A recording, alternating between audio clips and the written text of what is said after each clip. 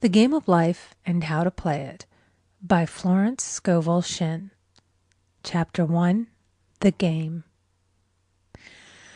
Most people consider life a battle, but it is not a battle, it is a game. It is a game, however, which cannot be played successfully without the knowledge of spiritual law. And the Old and the New Testaments give the rules of the game with wonderful clearness. Jesus Christ taught that it was a great game of giving and receiving. Whatsoever a man soweth, that shall he also reap. This means that whatever man sends out in word or deed will return to him. What he gives, he will receive. If he gives hate, he will receive hate. If he gives love, he will receive love. If he gives criticism, he will receive criticism. If he lies, he will be lied to. If he cheats, he will be cheated. We are taught also that the imaging faculty plays a leading part in the game of life. Keep thy heart, or imagination, with all diligence, for out of it are the issues of life.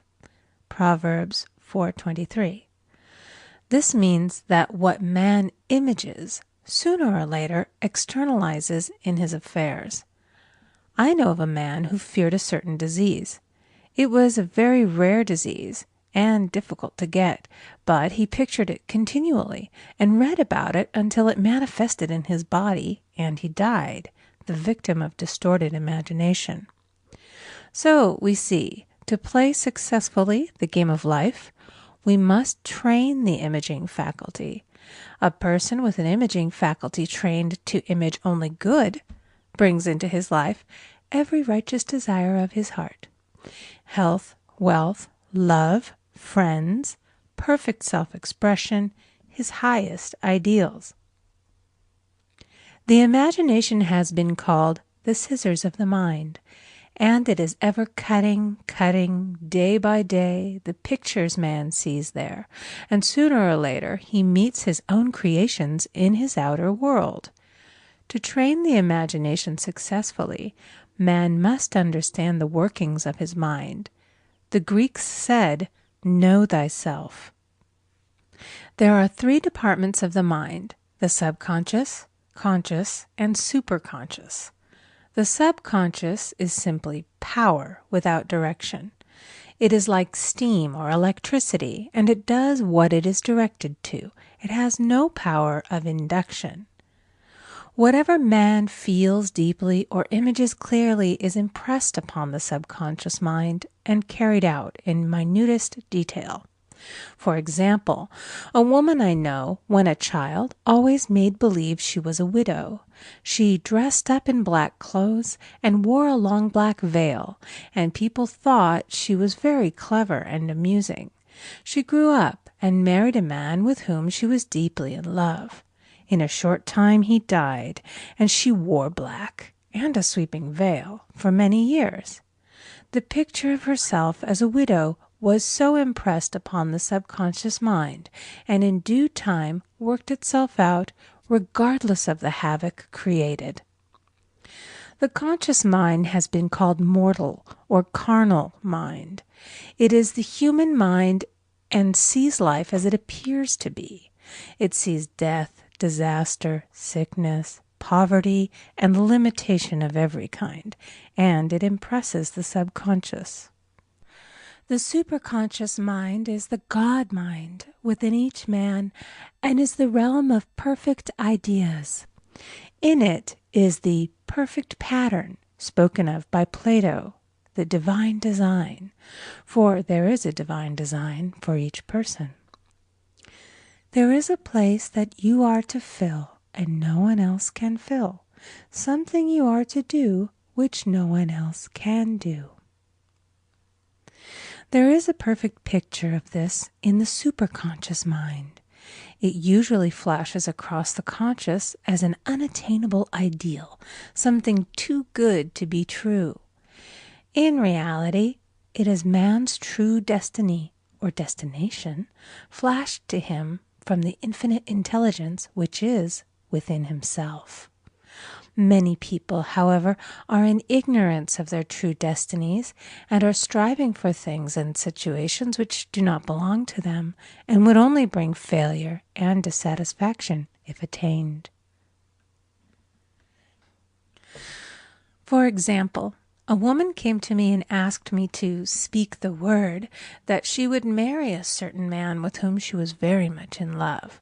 She called him A.B. I replied that this would be a violation of spiritual law, but that I would speak the word for the right man, the divine selection, the man who belonged to her by divine right. I added, if A.B. is the right man, you can't lose him, and if he isn't, you will receive his equivalent. She saw A.B. frequently, but no headway was made in their friendship.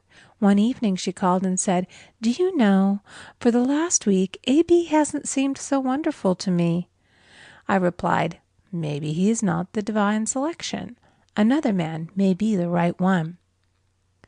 Soon after that, she met another man who fell in love with her at once and who said she was his ideal. In fact, he said all the things that she had always wished A.B. would say to her. She remarked, it was quite uncanny. She soon returned to his love and lost all interest in A.B.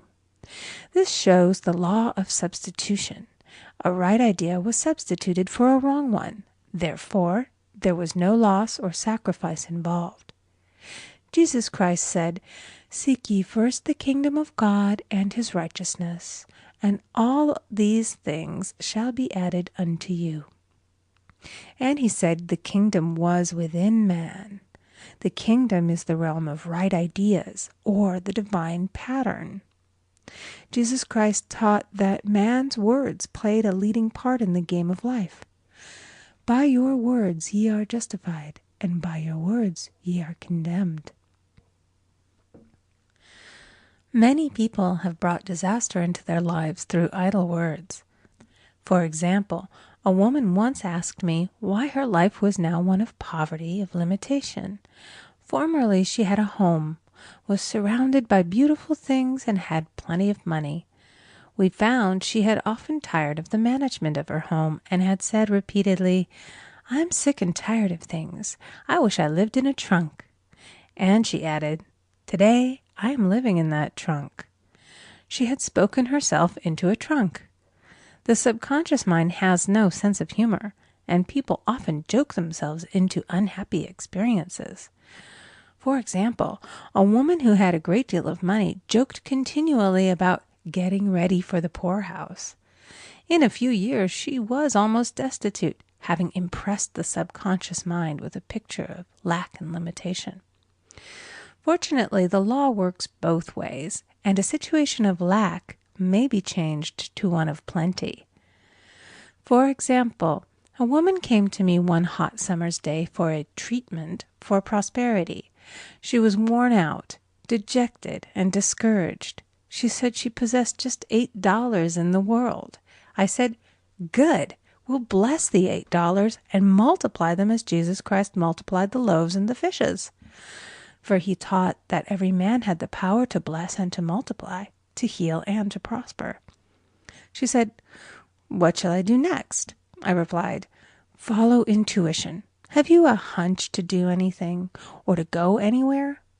Intuition means intuition, or to be taught from within. It is man's unerring guide, and I will deal more fully with its laws in a following chapter. The woman replied, "I don't know. I seem to have a hunch to go home. I've just enough money for car fare." Her home was in a distant city and was one of lack and limitation, and the reasoning mind, or intellect, would have said, "Stay in New York and get work and make some money." I replied, "Then go home. Never violate a hunch." I spoke the following words for her. "Infinite Spirit, open the way for great abundance for she is an irresistible magnet for all that belongs to her by divine right." I told her to repeat it continually also. She left for home immediately, and calling on a woman one day, she linked up with an old friend of her family. Through this friend, she received thousands of dollars in a most miraculous way. She has said to me often, "Tell people about the woman who came to you with $8 and a hunch." There is always plenty on man's pathway, but it can only be brought into manifestation through desire, faith, or the spoken word. Jesus Christ brought out clearly that man must make the first move. Ask, and it shall be given to you. Seek, and ye shall find. Knock, and it shall be opened unto you. Matthew 7:7. In the Scriptures we read, "Concerning the works of my hands, command ye me." Infinite intelligence, God, is ever ready to carry out man's smallest or greatest demands. Every desire, uttered or unexpressed, is a demand. We are often startled by having a wish suddenly fulfilled. For example, one Easter, having seen many beautiful rose trees in the florist's windows, I wished I would receive one, and for an instant saw it mentally being carried in the door. Easter came, and with it a beautiful rose tree. I thanked my friend the following day and told her it was just what I had wanted. She replied, "I didn't send you a rose tree. I sent you lilies." The man had mixed the order and sent me a rose tree simply because I had started the law in action, and I had to have a rose tree. Nothing stands between man and his highest ideals and every desire of his heart but doubt and fear. When man can wish without worrying, every desire will be instantly fulfilled. I will explain more fully in a following chapter the scientific reason for this and how fear must be erased from the consciousness. It is man's only enemy. Fear of lack, fear of failure, fear of sickness, fear of loss, and a feeling of insecurity on some plane. Jesus Christ said, "Why are ye fearful, O ye of little faith?" Matthew 8:26. So we can see we must substitute faith for fear is only inverted faith. It is faith in evil instead of good.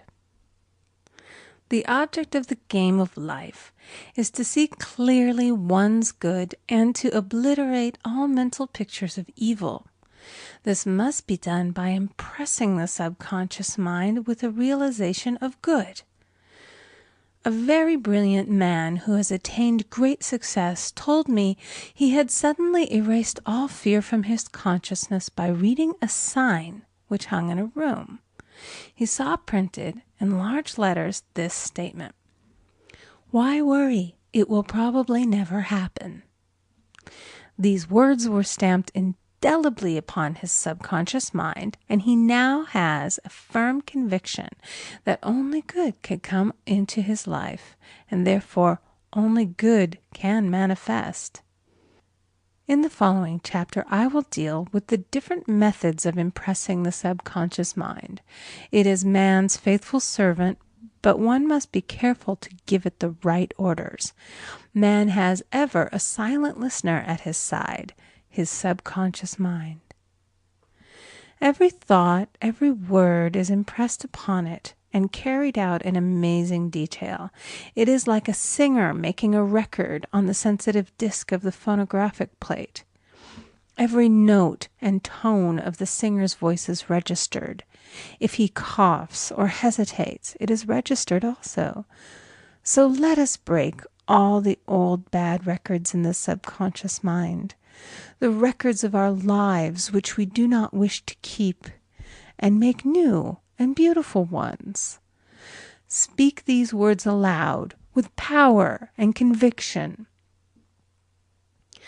I now smash and demolish by my spoken word every untrue record in my subconscious mind. They shall return to the dust heap of their native nothingness, for they came from my own vain imaginings. I now make my perfect records through the Christ within, the records of health, wealth, love, and perfect self-expression. This is the square of life, the game completed. In the following chapters, I will show how man can change his conditions by changing his words. Any man who does not know the power of the word is behind the times. Death and life are in the power of the tongue. Proverbs 18:21. End of Chapter 1. Recording by Amy Conger. The Game of Life and How to Play It by Florence Scovel Shinn. Chapter 2. The Law of Prosperity. Yea, the Almighty shall be thy defense, and thou shalt have plenty of silver.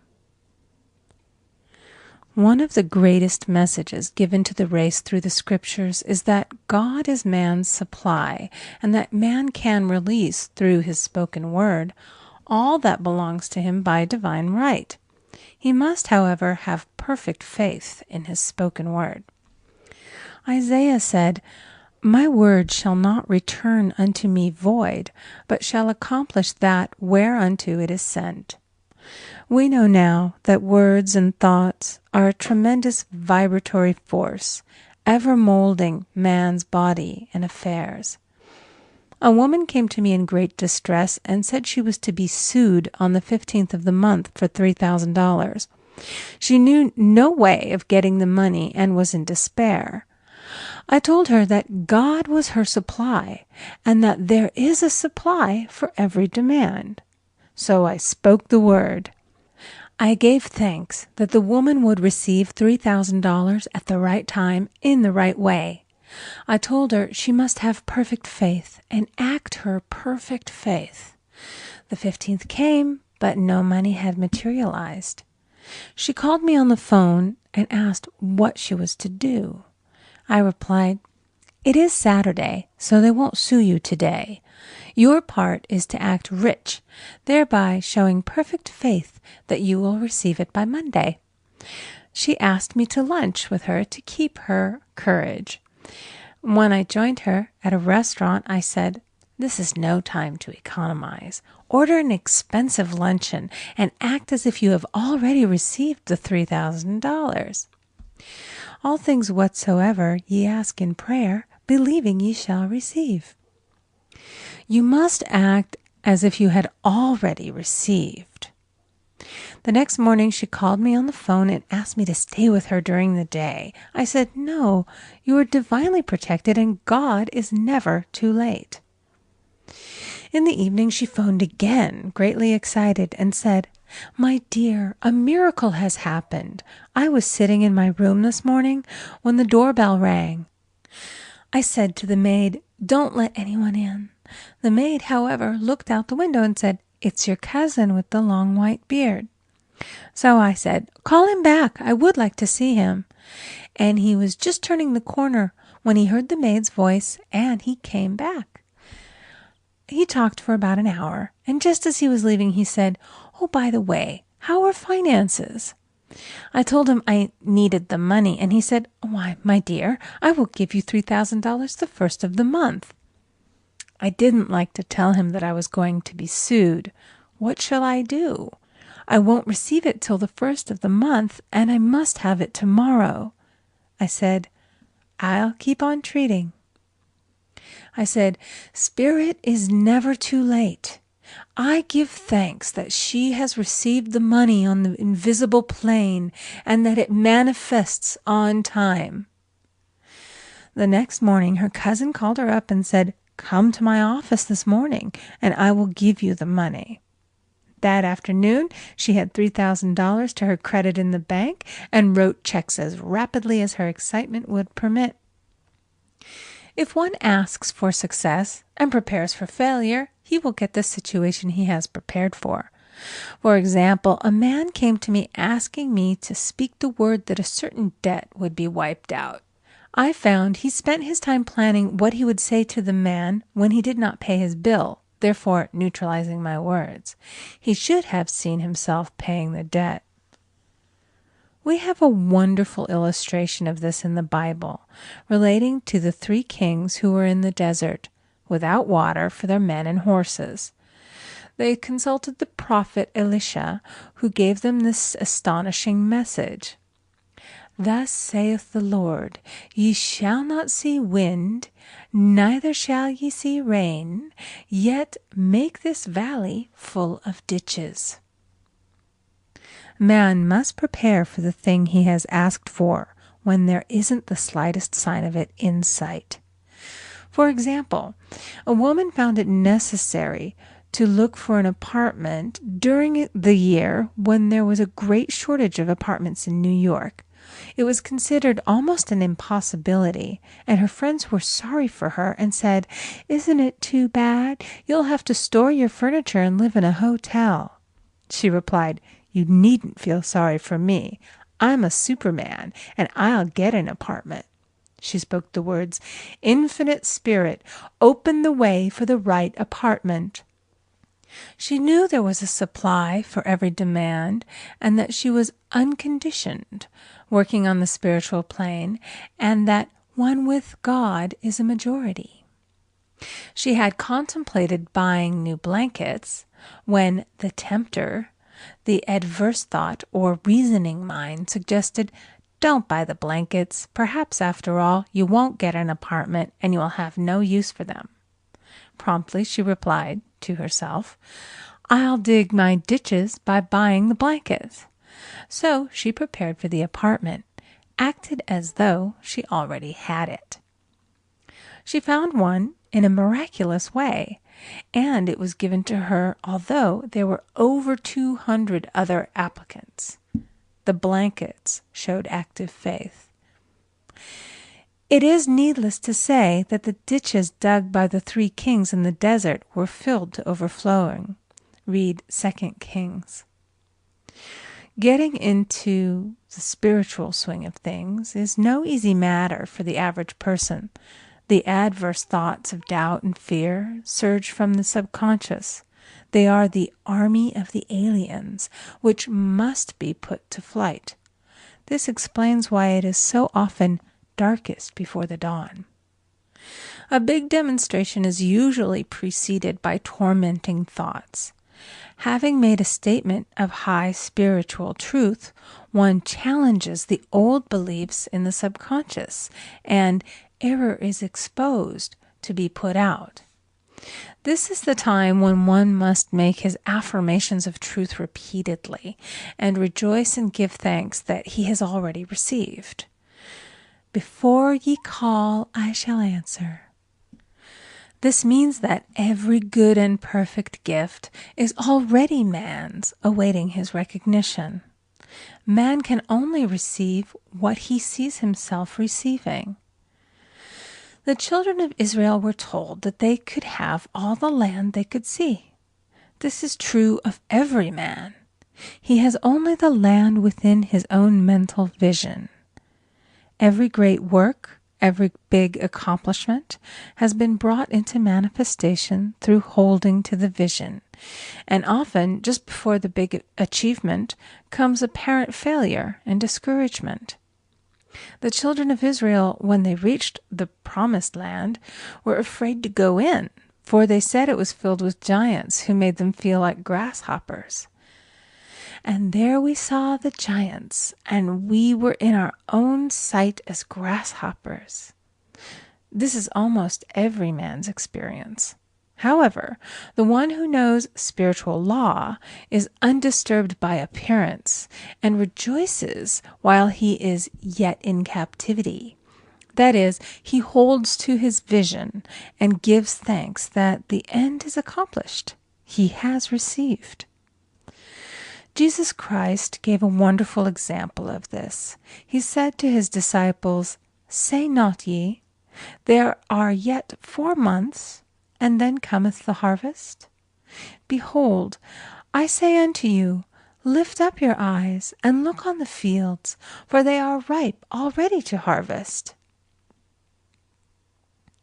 His clear vision pierced the world of matter, and he saw clearly the fourth-dimensional world, things as they really are, perfect and complete in divine mind. So man must ever hold the vision of his journey's end and demand the manifestation of that which he has already received.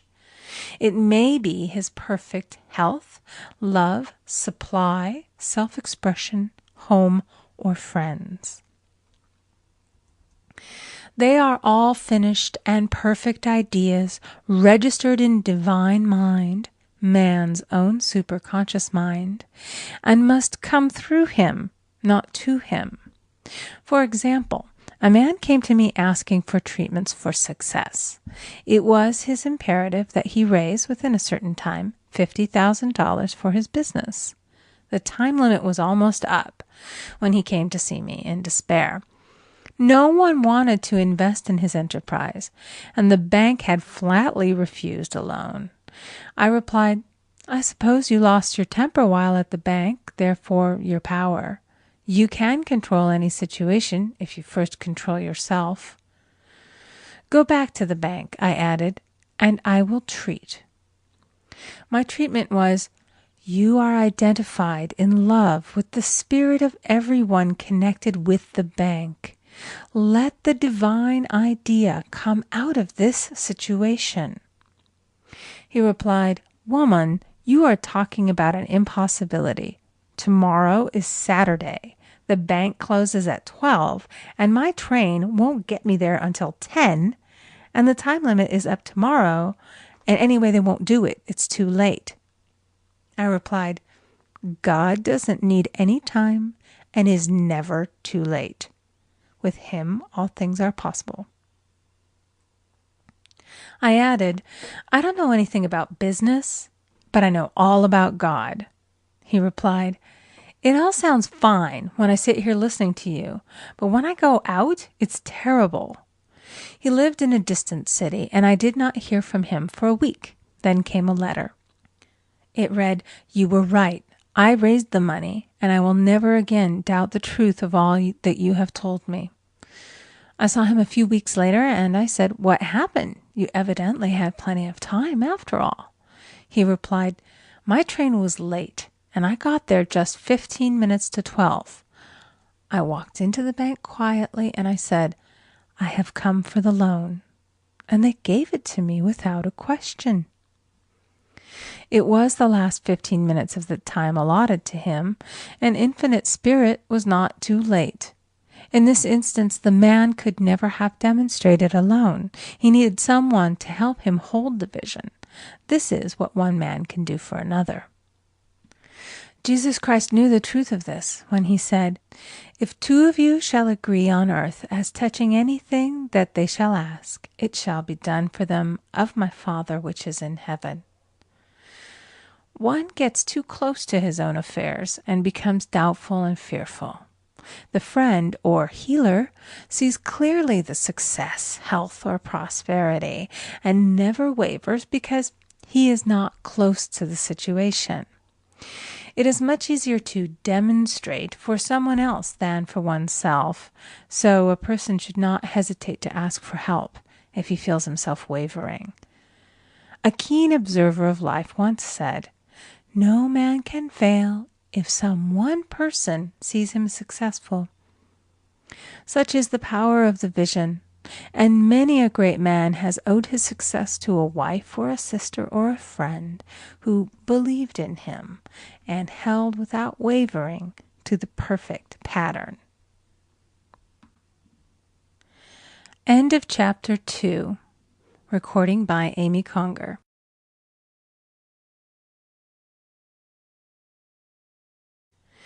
The Game of Life and How to Play It by Florence Scovel Shinn. Chapter 3. The Power of the Word. By thy words thou shalt be justified, and by thy words thou shalt be condemned.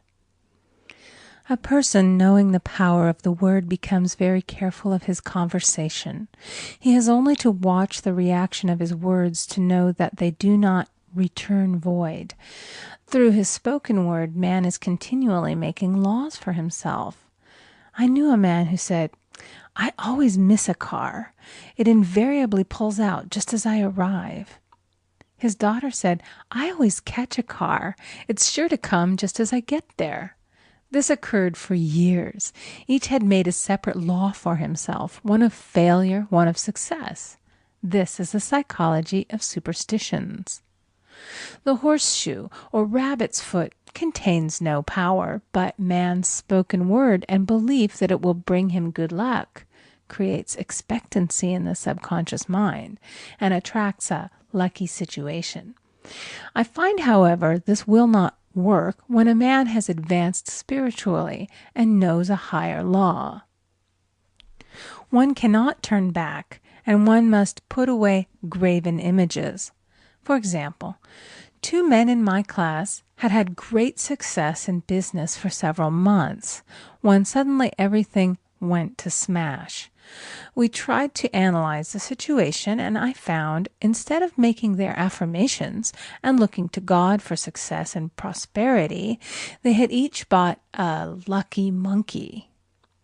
And I said, "Oh, I see. You have been trusting in the lucky monkeys instead of God. Put away the lucky monkeys and call on the law of forgiveness, for man has power to forgive or neutralize his mistakes." They decided to throw the lucky monkeys down a coal hole, and all went well again. This does not mean, however, that one should throw away every lucky ornament or horseshoe about the house, but he must recognize that the power back of it is the one and only power, God, and that the object simply gives him a feeling of expectancy. I was with a friend one day who was in deep despair. In crossing the street, she picked up a horseshoe. Immediately, she was filled with joy and hope. She said God had sent her the horseshoe in order to keep up her courage. It was indeed, at that moment, about the only thing that could have registered in her consciousness. Her hope became faith, and she ultimately made a wonderful demonstration. I wish to make the point clear that the men previously mentioned that they were depending on the monkeys alone, while this woman recognized the power back of the horseshoe. I know in my own case it took a long while to get out of a belief that a certain thing brought disappointment. If the thing happened, disappointment invariably followed. I found the only way I could make a change in the subconscious was by asserting, there are not 2 powers, there is only one power, God. Therefore, there are no disappointments, and this means a happy surprise. I noticed a change at once, and happy surprises commenced coming my way. I have a friend who said nothing could induce her to walk under a ladder. I said, "If you are afraid, you are giving into a belief in 2 powers, good and evil, instead of one. As God is absolute, there can be no opposing power unless man makes the false of evil for himself. To show you believe in only one power, God, and that there is no power or reality in evil, walk under the next ladder you see." Soon after, she went to her bank. She wished to open her box in the safety deposit vault, and there stood a ladder on her pathway. It was impossible to reach the box without passing under the ladder. She quailed with fear and turned back. She could not face the lion on her pathway. However, when she reached the street, my words rang in her ears, and she decided to turn and walk under it. It was a big moment in her life, for ladders had held her in bondage for years. She retraced her steps to the vault, and the ladder was no longer there. This so often happens. If one is willing to do a thing that he is afraid to do, he does not have to. It is the law of non-resistance, which is so little understood.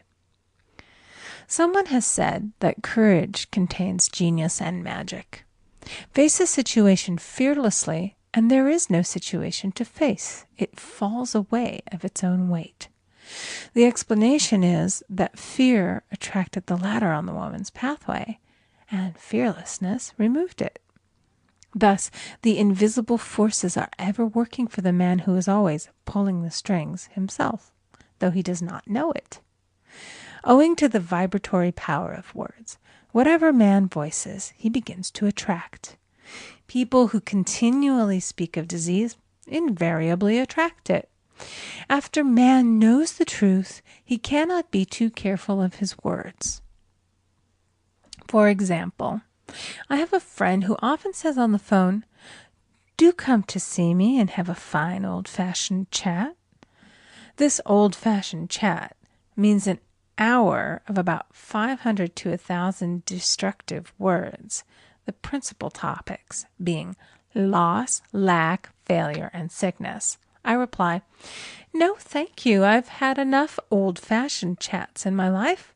They are too expensive, but I will be glad to have a new-fashioned chat and talk about what we want, not what we don't want." There is an old saying that man only dares to use his words for 3 purposes: to heal, bless, or prosper. What man says of others will be said of him, and what he wishes for another he is wishing for himself. Curses like chickens come home to roost. If a man wishes someone bad luck, he is sure to attract bad luck himself. If he wishes to aid someone to success, he is wishing and aiding himself to success. The body may be renewed and transformed through the spoken word and clear vision, and disease be completely wiped out of the consciousness. The metaphysician knows that all disease has a mental correspondence, and in order to heal the body, one must first heal the soul. The soul is the subconscious mind, and it must be saved from wrong thinking. In the 23rd Psalm we read, "He restoreth my soul." This means that the subconscious mind or soul must be restored with the right ideas, and the mystical marriage is the marriage of the soul and the spirit, or the subconscious and superconscious mind. They must be one. When the subconscious is flooded with the perfect ideas of the superconscious, God and man are one. I and the Father are one. That is, he is one with the realm of perfect ideas. He is the man made in God's likeness and image, imagination, and is given power and dominion over all created things, his mind, body, and affairs. It is safe to say that all sickness and unhappiness come from the violation of the law of love. A new commandment I give unto you, love one another. And in the game of life, love or goodwill takes every trick. For example, a woman I know had, for years, an appearance of a terrible skin disease. The doctors told her it was incurable, and she was in despair. She was on the stage, and she feared she would soon have to give up her profession, and she had no other means of support. She, however, procured a good engagement, and on the opening night made a great hit. She received flattering notices from the critics and was joyful and elated. The next day she received a notice of dismissal. A man in the cast had been jealous of her success and had caused her to be sent away. She felt hatred and resentment taking complete possession of her, and she cried out, "Oh God, don't let me hate that man." That night she worked for hours in the silence. She said, "I soon came into a very deep silence. I seemed to be at peace with myself, with the man, and with the whole world. I continued this for 2 following nights, and on the 3rd day I found I was healed completely of the skin disease." In asking for love or goodwill, she had fulfilled the law, for love is the fulfilling of the law, and the disease, which came from the subconscious resentment, was wiped out. Continual criticism produces rheumatism, as critical, inharmonious thoughts cause unnatural deposits in the blood which settle in the joints. False growths are caused by jealousy, hatred, unforgiveness, fear, etc. Every disease is caused by a mind not at ease. I said once in my class, there is no use asking anyone, "What's the matter with you?" We might as well just say, "Who's the matter with you?" Unforgiveness is the most prolific cause of disease. It will harden arteries or liver and affect the eyesight. In its train are endless ills. I called on a woman one day who said she was ill from having eaten a poisoned oyster. I replied, "Oh no, the oyster was harmless. You poisoned the oyster. What's the matter with you?" She answered, "Oh, about 19 people." She had quarreled with 19 people and had become so inharmonious that she attracted the wrong oyster. Any inharmony on the external indicates there is mental inharmony. As the within, so the without. Man's only enemies are within himself, and a man's foes shall be they of his own household. Personality is one of the last enemies to be overcome, as this planet is taking its initiation in love. It was Christ's message, peace on earth, goodwill toward man. The enlightened man, therefore, endeavors to perfect himself upon his neighbor. His work is within himself, to send out goodwill and blessings to every man, and the marvelous thing is that if one blesses a man, he has no power to harm him. For example, a man came to me asking him to treat for success in business. He was selling machinery, and a rival appeared on the scene with what he proclaimed was a better machine, and my friend feared defeat. I said, "First of all, we must wipe out all fear, and know that God protects your interests, and that the divine idea must come out of the situation. That is, the right machine will be sold by the right man to the right man." And I added, "Don't hold one critical thought toward that man.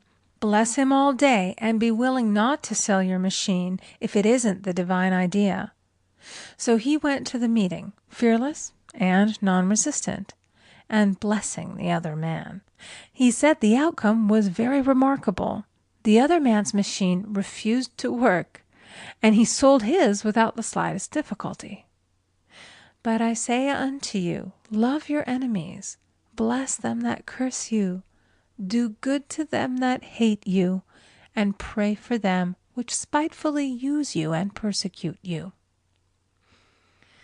Goodwill produces a great aura of protection about the one who sends it, and no weapon that is formed against him shall prosper. In other words, love and goodwill destroy the enemies within oneself. Therefore, one has no enemies on the external. There is peace on earth for him who sends goodwill to man. End of chapter 3. Recording by Amy Conger. The Game of Life and How to Play It by Florence Scovel Shinn. Chapter 4. The Law of Non-Resistance. Resist not evil, be not overcome of evil, but overcome evil with good. Nothing on earth can resist an absolutely non-resistant person.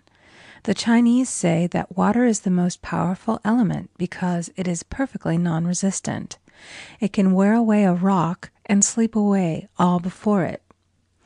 Jesus Christ said, "Resist not evil," for he knew in reality there is no evil, therefore nothing to resist. Evil has come of man's vain imagination, or a belief in two powers, good and evil. There is an old legend that Adam and Eve ate of Maya, the tree of illusion, and saw two powers instead of one power, God. Therefore, evil is a false law man has made for himself through psychoma or soul sleep. Soul sleep means that man's soul has been hypnotized by the race belief of sin, sickness, and death, etc., which is carnal, or mortal thought, and his affairs have outpictured his illusions. We have read in a preceding chapter that man's soul is his subconscious mind, and whatever he feels deeply, good or bad, is outpictured by that faithful servant. His body and affairs show forth what he has been picturing. The sick man has pictured sickness, the poor man poverty, the rich man wealth. Young people often say, "Why does a little child attract illness when it is too young to even know what it means?" I answer that children are sensitive and receptive to the thoughts of others about them, and often outpicture the fears of their parents. I heard a metaphysician once say, "If you do not run your subconscious mind yourself, someone else will run it for you."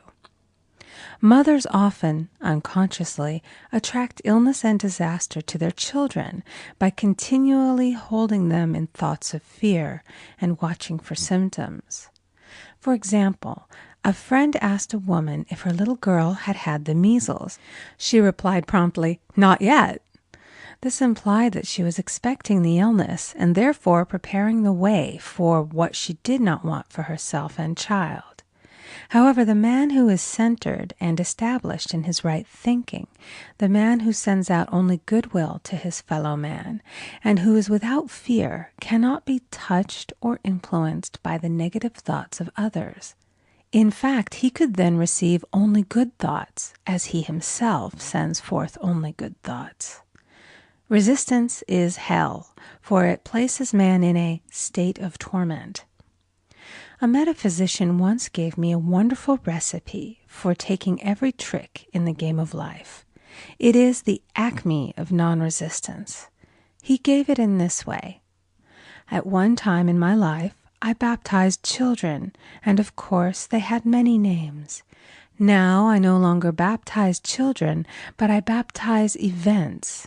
But I give every event the same name. If I have a failure, I baptize it success. In the name of the Father, and of the Son, and of the Holy Ghost. In this we see the great law of transmutation, founded on non-resistance. Through his spoken word, every failure was transmuted into success. For example, a woman who required money, who knew the spiritual law of opulence, was thrown continually in a business way with a man who made her feel very poor. He talked lack and limitation, and she commenced to catch his poverty thoughts. So she disliked him and blamed him for her failure. She knew in order to demonstrate her supply, she must first feel that she had received. A feeling of opulence must precede its manifestation. It dawned upon her one day that she was resisting the situation and seeing two powers instead of one. So she blessed the man and baptized the situation. "Success," she affirmed. "As there is only one power, God, this man is here for my good and my prosperity," just what he did not seem to be there for. Soon after that she met, through this man, a woman who gave her, for a service rendered, several $1,000s, and the man moved to a distant city and faded harmoniously from her life. Make the statement, "Every man is a golden link in the chain of my good," for all men are God in manifestation, awaiting the opportunity given by man himself to serve the divine plan of his life. Bless your enemy, and you rob him of his ammunition. His arrows will be transmuted into blessings.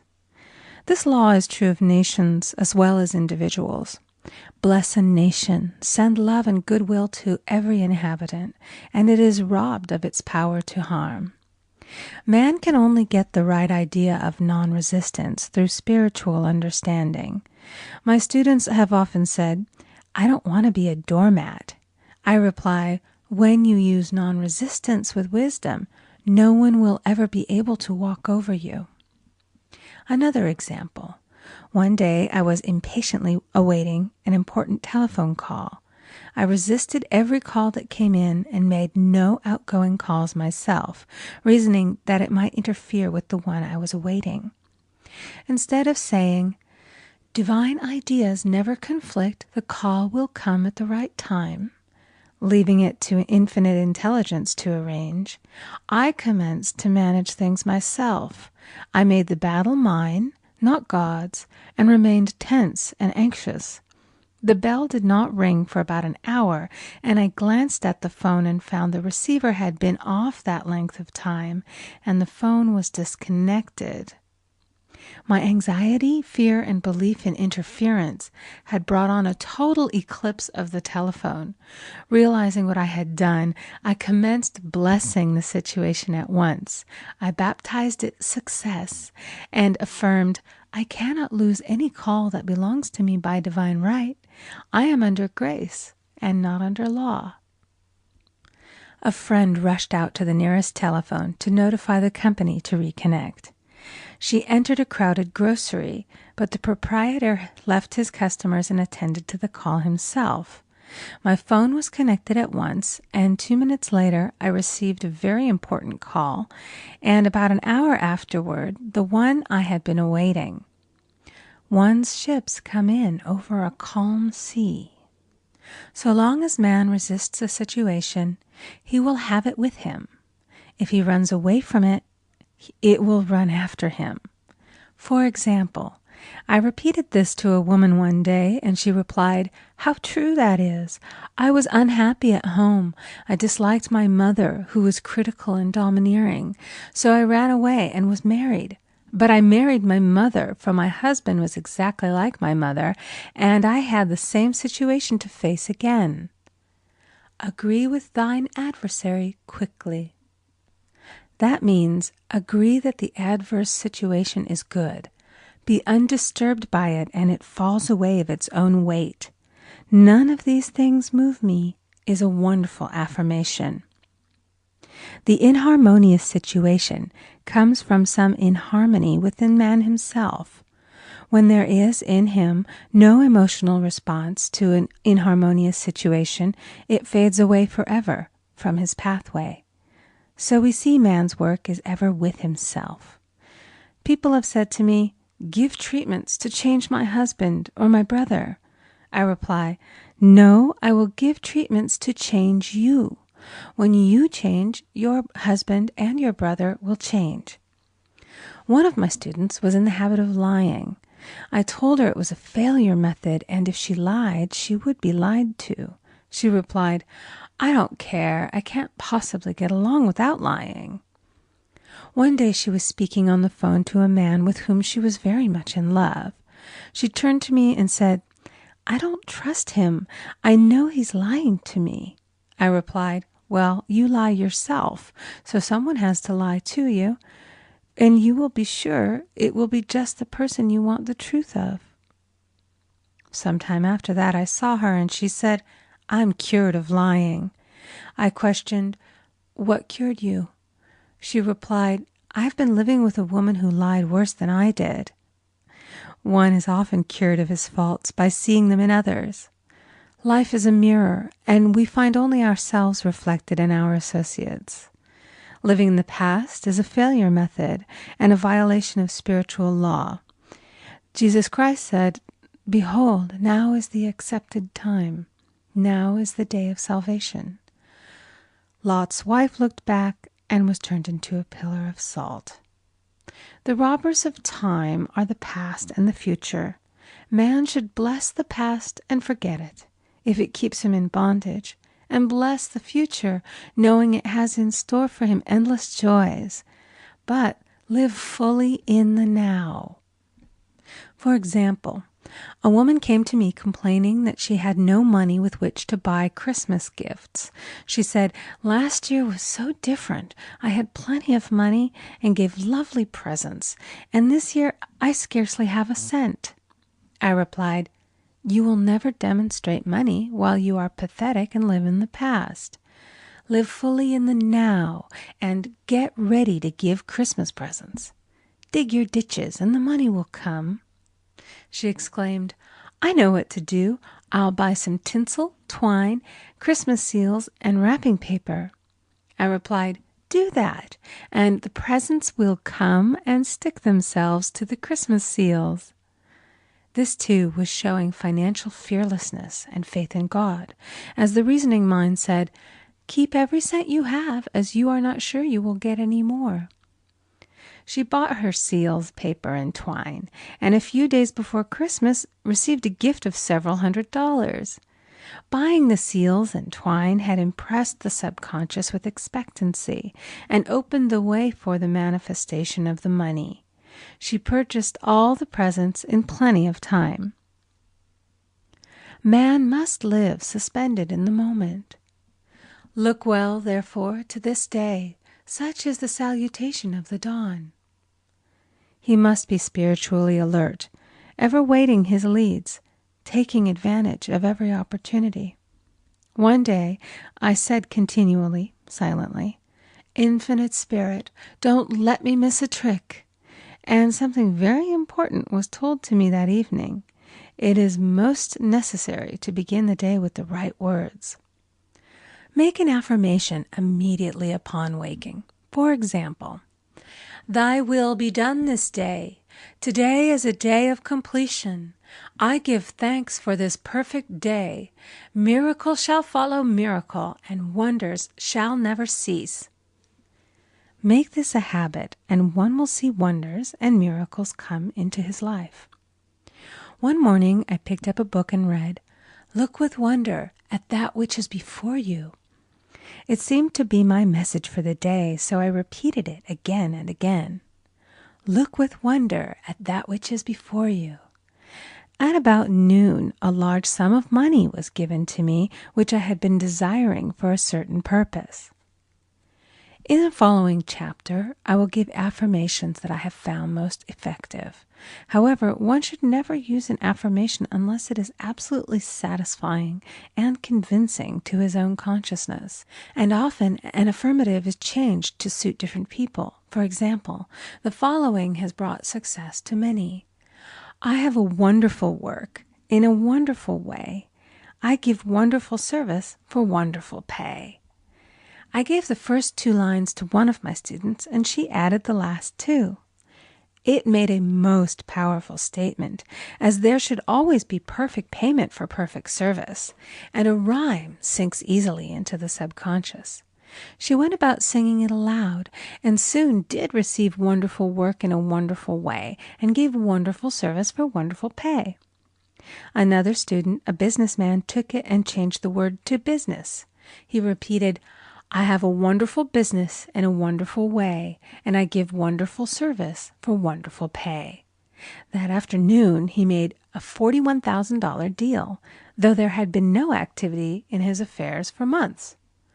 Every affirmation must be carefully worded and completely cover the ground. For example, I knew a woman who was in great need and made a demand for work. She received a great deal of work, but was never paid anything.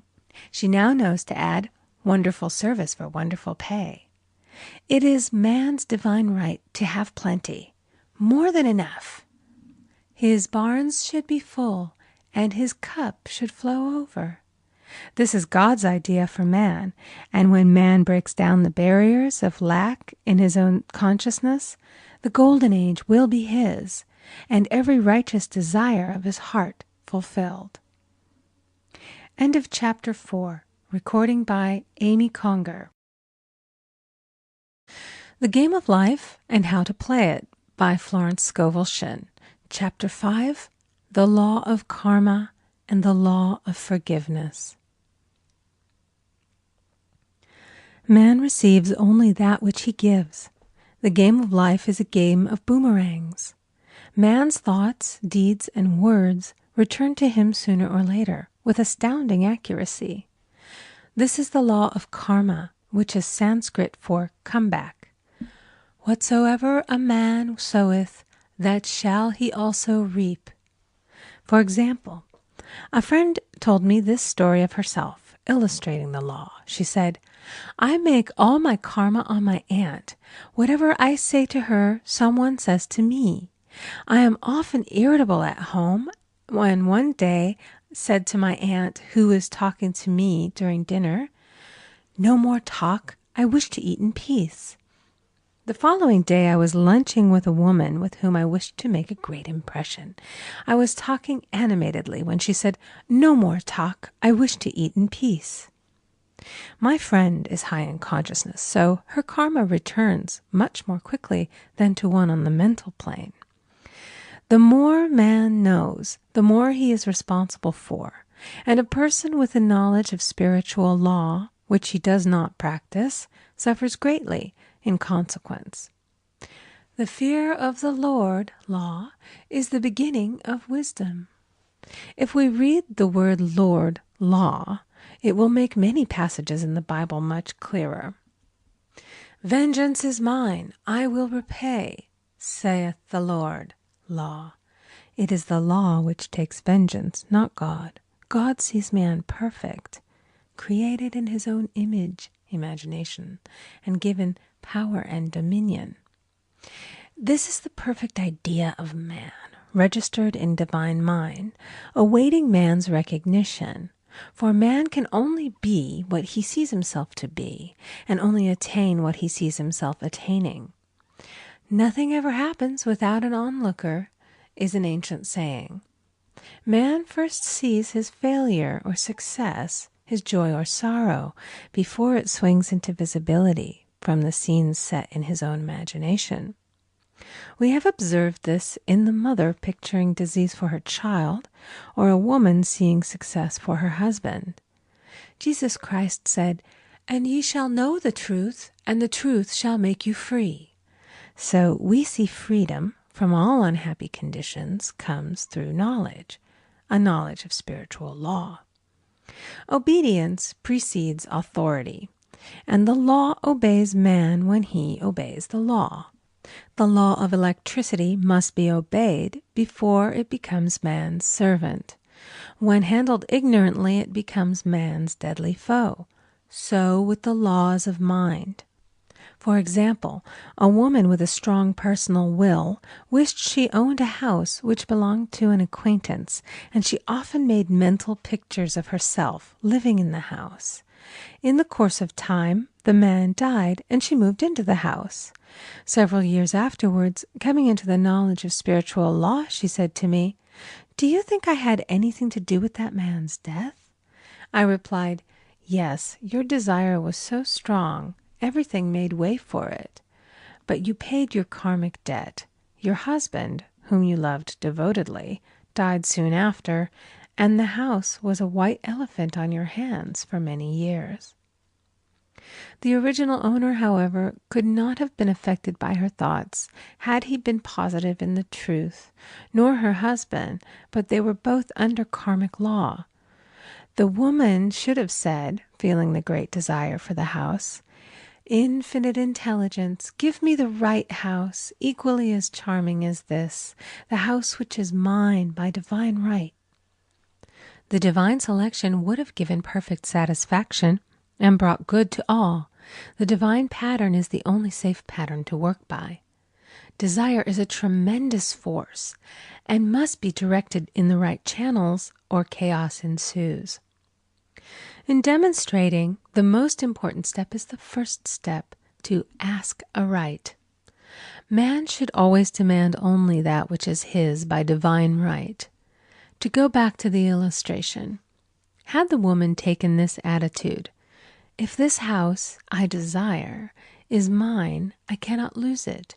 If it is not, give me its equivalent," the man might have decided to move out harmoniously had it been the divine selection for her, or another house would have been substituted. Anything forced into manifestation through personal will is always ill-got and has ever bad success. Man is admonished, "My will be done, not thine." And the curious thing is, man always gets just what he desires when he does relinquish all personal will, thereby enabling infinite intelligence to work through him. "Stand ye still and see the salvation of the Lord," law. For example, a woman came to me in great distress. Her daughter had determined to take a very hazardous trip, and the mother was filled with fear. She said she had used every argument, had pointed out the dangers to be encountered, had forbidden her to go, but the daughter became more and more rebellious and determined. I said to the mother, "You are forcing your personal will upon your daughter, which you have no right to do, and your fear of the trip is only attracting it, for man attracts what he fears." I added, "Let go and take your mental hands off. Put it in God's hands and use this statement: I put this situation in the hands of infinite love and wisdom. If this trip is the divine plan, I bless it and no longer resist. But if it is not divinely planned, I give thanks that it is now dissolved and dissipated." A day or two after that, her daughter said to her, "Mother, I have given up the trip," and the situation returned to its native nothingness. It is learning to stand still which seems so difficult for man. I will deal more fully with this law in the chapter on non-resistance. I will give another example of sowing and reaping, which came in the most curious way. A woman came to me saying she had received a counterfeit $20 bill given to her at the bank. She was much disturbed, for, she said, "The people at the bank will never acknowledge their mistake." I replied, "Let us analyze the situation and find out why you attracted it." She thought a few moments and exclaimed, "I know it. I sent a friend a lot of stage money just for a joke." So the law had sent her some stage money, for it doesn't know anything about jokes. I said, "Now we will call on the law of forgiveness and neutralize the situation." Christianity is founded upon the law of forgiveness. Christ has redeemed us from the curse of the karmic law, and the Christ within each man is his redeemer and salvation from all inharmonious conditions. So I said, "Infinite Spirit, we call on the law of forgiveness and give thanks that she is under grace and not under law, and cannot lose this $20, which is hers by divine right." Now, I said, go back to the bank and tell them, fearlessly, that it was given you there by mistake. She obeyed, and to her surprise, they apologized and gave her another bill, treating her most courteously. So knowledge of the law gives man power to rub out his mistakes. Man cannot force the external to be what he is not. If he desires riches, he must be rich first in consciousness. For example, a woman came to me asking treatment for prosperity. She did not take much interest in her household affairs, and her home was in great disorder. I said to her, "If you wish to be rich, you must be orderly. All men with great wealth are orderly, and order is heaven's first law." I added, "You will never become rich with a burnt match in the pincushion." She had a good sense of humor and commenced immediately putting her house in order. She rearranged furniture, straightened out her bureau drawers, cleaned rugs, and soon made a big financial demonstration, a gift from a relative. The woman herself became made over and keeps herself keyed up financially by being ever watchful of the external and expecting prosperity, knowing God is her supply. Many people are in ignorance of the fact that gifts and things are investments, and that hoarding and saving invariably lead to loss. There is that scattereth, and yet increaseth. There is that withholdeth more than is meet, but it tendeth to poverty. For example, I knew a man who wanted to buy a fur-lined overcoat. He and his wife went to various shops, but there was none he wanted. He said they were all too cheap-looking. At last he was shown one the salesman said was valued at $1,000, but which the manager would sell him for $500, as it was late in the season. His financial possessions amounted to about $700. The reasoning mind would have said, "You can't afford to spend nearly all you have on a coat." But he was very intuitive and never reasoned. He turned to his wife and said, "If I get this coat, I'll make a ton of money." So his wife consented, weakly.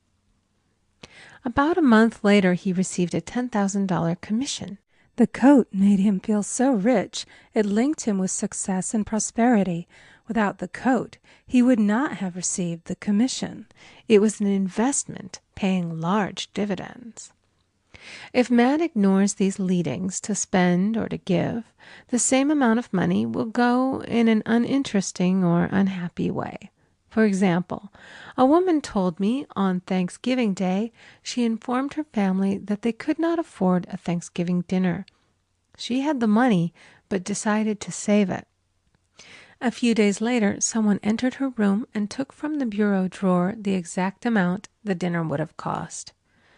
The law always stands back of the man who spends fearlessly with wisdom. For example, one of my students was shopping with her little nephew. The child clamored for a toy, which she told him she could not afford to buy. She realized suddenly that she was seeking lack and not recognizing God as her supply. So she bought the toy and on her way home picked up in the street the exact amount of money she had paid for it. Man's supply is inexhaustible and unfailing when fully trusted, but faith or trust must precede the demonstration. According to your faith be it unto you. Faith is the substance of things hoped for and the evidence of things not seen. For faith holds the vision steady, and the adverse pictures are dissolved and dissipated, and in due season we shall reap, if we faint not. Jesus Christ brought the good news, the gospel, that there was a higher law than the law of karma, and that law transcends the law of karma. It is the law of grace or forgiveness. It is the law which frees man from the law of cause and effect, the law of consequence. Under grace, not under law. We are told that on this plane, man reaps where he has not sown. The gifts of God are simply poured out upon him. All that the kingdom affords is his. This continued state of bliss awaits the man who has overcome the race or world thought. In the world thought there is tribulation, but as Jesus Christ said, "Be of good cheer, I have overcome the world." The world thought is that of sin, sickness, and death. He saw their absolute unreality and said, "Sickness and sorrow shall pass away, and death itself, the last enemy, be overcome." We now know, from a scientific standpoint, that death could be overcome by stamping the subconscious mind with the conviction of eternal youth and eternal life. The subconscious, being simply power without direction, carries out orders without questioning.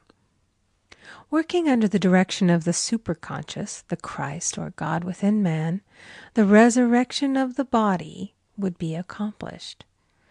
Man would no longer throw off his body in death. It would be transformed into the body electric, sung by Walt Whitman, for Christianity is founded upon the forgiveness of sins and an empty tomb. End of chapter 5. Recording by Amy Conger. The Game of Life and How to Play It by Florence Scovel Shinn. Chapter 6. Casting the Burden. Impressing the Subconscious. When man knows his own powers and the workings of his mind, his great desire is to find an easy and quick way to impress the subconscious with good, for simply an intellectual knowledge of the truth will not bring results. In my own case, I found the easiest way is in casting the burden. A metaphysician once explained it in this manner. He said, "The only thing which gives anything weight in nature is the law of gravitation, and if a boulder could be taken high above the planet, there would be no weight in that boulder." And that is what Jesus Christ meant when he said, "My yoke is easy and my burden is light." He had overcome the world vibration and functioned in the fourth dimensional realm, where there is only perfection, completion, life, and joy. He said, "Come to me, all ye that labor and are heavy laden, and I will give you rest. Take my yoke upon you, for my yoke is easy and my burden is light." We are also told in the 55th Psalm to cast thy burden upon the Lord. Many passages in the Bible state that the battle is God's, not man's, and that man is always to stand still and see the salvation of the Lord. This indicates that the superconscious mind, or Christ within, is the department which fights man's battle and relieves him of his burdens. We see, therefore, that man violates law if he carries a burden, and a burden is an adverse thought or condition, and this thought or condition has its root in the subconscious. It seems almost impossible to make any headway directing the subconscious from the conscious or reasoning mind, as the reasoning mind, the intellect, is limited in its conceptions and filled with doubts and fears. How scientific is it, then, to cast the burden upon the superconscious mind, or Christ within, where it is made light or dissolved into its native nothingness? For example, a woman in urgent need of money may light upon the Christ within, the superconscious, with the statement, "I cast this burden of lack on the Christ within, and I go free to have plenty." The belief in lack was her burden, and as she cast it upon the superconscious with its belief of plenty, an avalanche of supply was the result. We read, "The Christ in you, the hope of glory." Another example. One of my students had been given a new piano, and there was no room in her studio for it until she had moved out the old one. She was in a state of perplexity. She wanted to keep the old piano, but knew of no place to send it. She became desperate, as the new piano was to be sent immediately. In fact, was on its way, with no place to put it. She said it came to her to repeat, "I cast this burden on the Christ within, and I go free." A few minutes later, her phone rang, and a woman friend asked if she might rent her old piano, and it was moved out. A few minutes before, the new one arrived.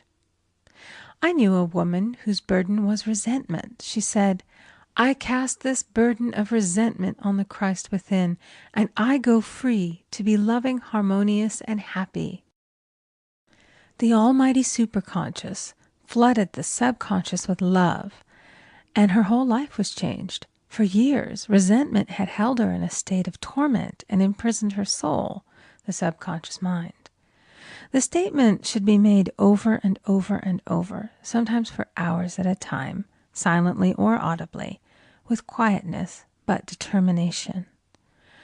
I have often compared it to winding up a Victrola. We must wind ourselves up with spoken words. I have noticed in casting the burden, after a little while, one seems to see clearly. It is impossible to have clear vision while in the throes of carnal mind. Doubts and fear poison the mind and body, and imagination runs riot, attracting disaster and disease. In steadily repeating the affirmation, "I cast this burden on the Christ within and go free," the vision clears, and with it a feeling of relief, and sooner or later comes the manifestation of good, be it health, happiness, or supply. One of my students once asked me to explain the darkness before the dawn. I referred in a preceding chapter to the fact that often, before the big demonstration, everything seems to go wrong, and deep depression clouds the consciousness. It means that Out of the subconscious are rising the doubts and fears of the ages. These old derelicts of the subconscious rise to the surface to be put out. It is then that man should clap his cymbals, like Jehoshaphat, and give thanks that he is saved, even though he seems surrounded by the enemy, the situation of lack or disease. The student continued, "How long must one remain in the dark?" And I replied, "Until one can see in the dark." And casting the burden enables one to see in the dark. In order to impress the subconscious, active faith is always essential. Faith without works is dead. In these chapters, I have endeavored to bring out this point. Jesus Christ showed active faith when he commanded the multitude to sit down on the ground before he gave thanks for the loaves and the fishes. I will give another example showing how necessary this step is. In fact, active faith is the bridge over which man passes to his promised land. Through misunderstanding, a woman had been separated from her husband, whom she loved deeply. He refused all offers of reconciliation and would not communicate with her in any way. Coming into the knowledge of spiritual law, she denied the appearance of separation. She made this statement: "There is no separation in divine mind. Therefore, I cannot be separated from the love and companionship which are mine by divine right." She showed active faith by arranging a place for him at the table every day, thereby impressing the subconscious with a picture of his return. Over a year passed, but she never wavered, and one day he walked in. The subconscious is often impressed through music. Music has a fourth-dimensional quality and releases the soul from imprisonment. It makes wonderful things seem possible and easy of accomplishment. I have a friend who uses her Victrola daily for this purpose. It puts her in perfect harmony and releases the imagination. Another woman often dances while making her affirmations. The rhythm and harmony of music and motion carry her words forth with tremendous power. The student must remember also not to despise the day of small things. Invariably, before a demonstration come signs of land. Before Columbus reached America, he saw birds and twigs, which showed him land was near. So it is with a demonstration, but often the student mistakes it for the demonstration itself and is disappointed. For example, a woman had spoken the word for a set of dishes. Not long afterwards, a friend gave her a dish which was old and cracked. She came to me and said, "Well, I asked for a set of dishes, and all I got was a cracked plate." I replied, "The plate was only signs of land. It shows your dishes are coming. Look upon it as birds and seaweed." And not long afterwards, the dishes came. Continually making believe impresses the subconscious. If one makes believe he is rich and makes believe he is successful, in due time he will reap. Children are always making believe, and except ye be converted and become as little children, ye shall not enter the kingdom of heaven. For example, I know of a woman who was very poor, but no one could make her feel poor. She earned a small amount of money from rich friends who constantly reminded her of her poverty and to be careful and saving. Regardless of their admonitions, she would spend all her earnings on a hat or make someone a gift and be in a rapturous state of mind. Her thoughts were always centered on beautiful clothes and rings and things, but without envying others. She lived in the world of the wondrous, and only riches seemed real to her. Before long, she married a rich man, and the rings and things became visible. I do not know whether the man was the divine selection, but opulence had to manifest in her life, as she had imaged only opulence. There is no peace or happiness for man until he has erased all fear from the subconscious. Fear is misdirected energy and must be redirected or transmuted into faith. Jesus Christ said, "Why are ye fearful, O ye of little faith? All things are possible to him that believeth." I am asked so often by my students, "How can I get rid of fear?" I replied, by walking up to the thing you are afraid of. The lion takes its fierceness from your fear. Walk up to the lion, and he will disappear. Run away, and he runs after you. I have shown in previous chapters how the lion of lack disappeared when the individual spent money fearlessly, showing faith that God was his supply and therefore unfailing. Many of my students have come out of the bondage of poverty and are now bountifully supplied through losing all fear of letting money go out. The subconscious is impressed with the truth that God is the giver and the gift. Therefore, as one is one with the giver, he is one with the gift. A splendid statement is, "I now thank God the giver for God the gift." Man has so long separated himself from his good and his supply, through thoughts of separation and lack, that sometimes it takes dynamite to dislodge these false ideas from the subconscious, and the dynamite is a big situation. We see in the foregoing illustration how the individual was freed from his bondage by showing fearlessness. Man should watch himself hourly to detect if his motive for action is fear or faith. "Choose ye this day whom we shall serve," fear or faith. Perhaps one's fear is of personality. Then do not avoid the people feared. Be willing to meet them cheerfully, and they will either prove golden links in the chain of one's good, or disappear harmoniously from one's pathway. Perhaps one's fear is of disease or germs. Then one should be fearless and undisturbed in a germ-laden situation, and he would be immune. One can only contract germs while vibrating at the same rate as the germ, and fear drags men down to the level of the germ. Of course, the disease-laden germ is the product of carnal mind, as all thought must objectify. Germs do not exist in the superconscious or divine mind, therefore are the products of man's vain imagination.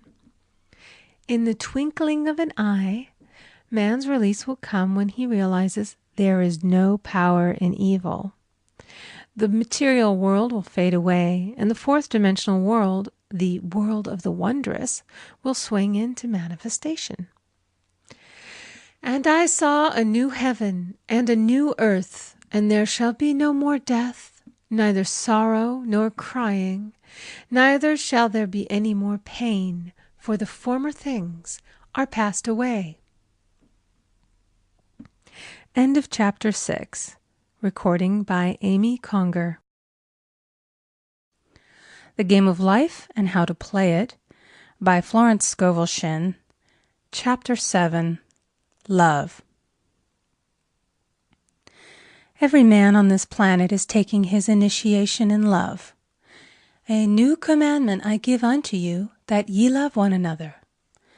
Ouspensky states in Tertium Organum that love is a cosmic phenomenon and opens to man the fourth dimensional world, the world of the wondrous. Real love is selfish and free from fear. It pours itself out upon the object of its affection without demanding any return. Its joy is in the joy of giving. Love is God in manifestation and the strongest magnetic force in the universe. Pure, unselfish love draws to itself its own. It does not need to seek or demand. Scarcely anyone has the faintest conception of real love. Man is selfish, tyrannical, or fearful in his affections, thereby losing the things he loves. Jealousy is the worst enemy of love, for the imagination runs riot, seeing the loved one attracted to another, and invariably these fears objectify if they are not neutralized. For example, a woman came to me in deep distress. The man she loved had left her for another woman, and said he never intended to marry her. She was torn with jealousy and resentment, and said she hoped he would suffer as he had made her suffer, and added, "How could he leave me when I loved him so much?" I replied, "You are not loving that man, you are hating him," and added, "You can never receive what you have never given. Give a perfect love, and you will receive a perfect love. Perfect yourself on this man. Give him a perfect, unselfish love, demanding nothing in return. Do not criticize or condemn, and bless him wherever he is." She replied, "No, I won't bless him unless I know where he is." "Well," I said, "that is not real love. When you send out real love will return to you, either from this man or his equivalent, for if this man is not the divine selection, you will not want him. As you are one with God, you are one with the love which belongs to you by divine right." Several months passed, and matters remained about the same, but she was working conscientiously within herself. I said, "When you are no longer disturbed by his cruelty, he will cease to be cruel, as you are attracting it through your own emotions." Then I told her of a brotherhood in India who never said good morning to each other. They used these words, "I salute the divinity in you." They saluted the divinity in every man, and in the wild animals in the jungle, and they were never harmed, for they saw only God in every living thing. I said, "Salute the divinity in this man and say, 'I see your divine self only. I see you as God sees you, perfect, made in his image and likeness.'" She found she was becoming more poised and gradually losing her resentment. He was a captain, and she always called him the Cap.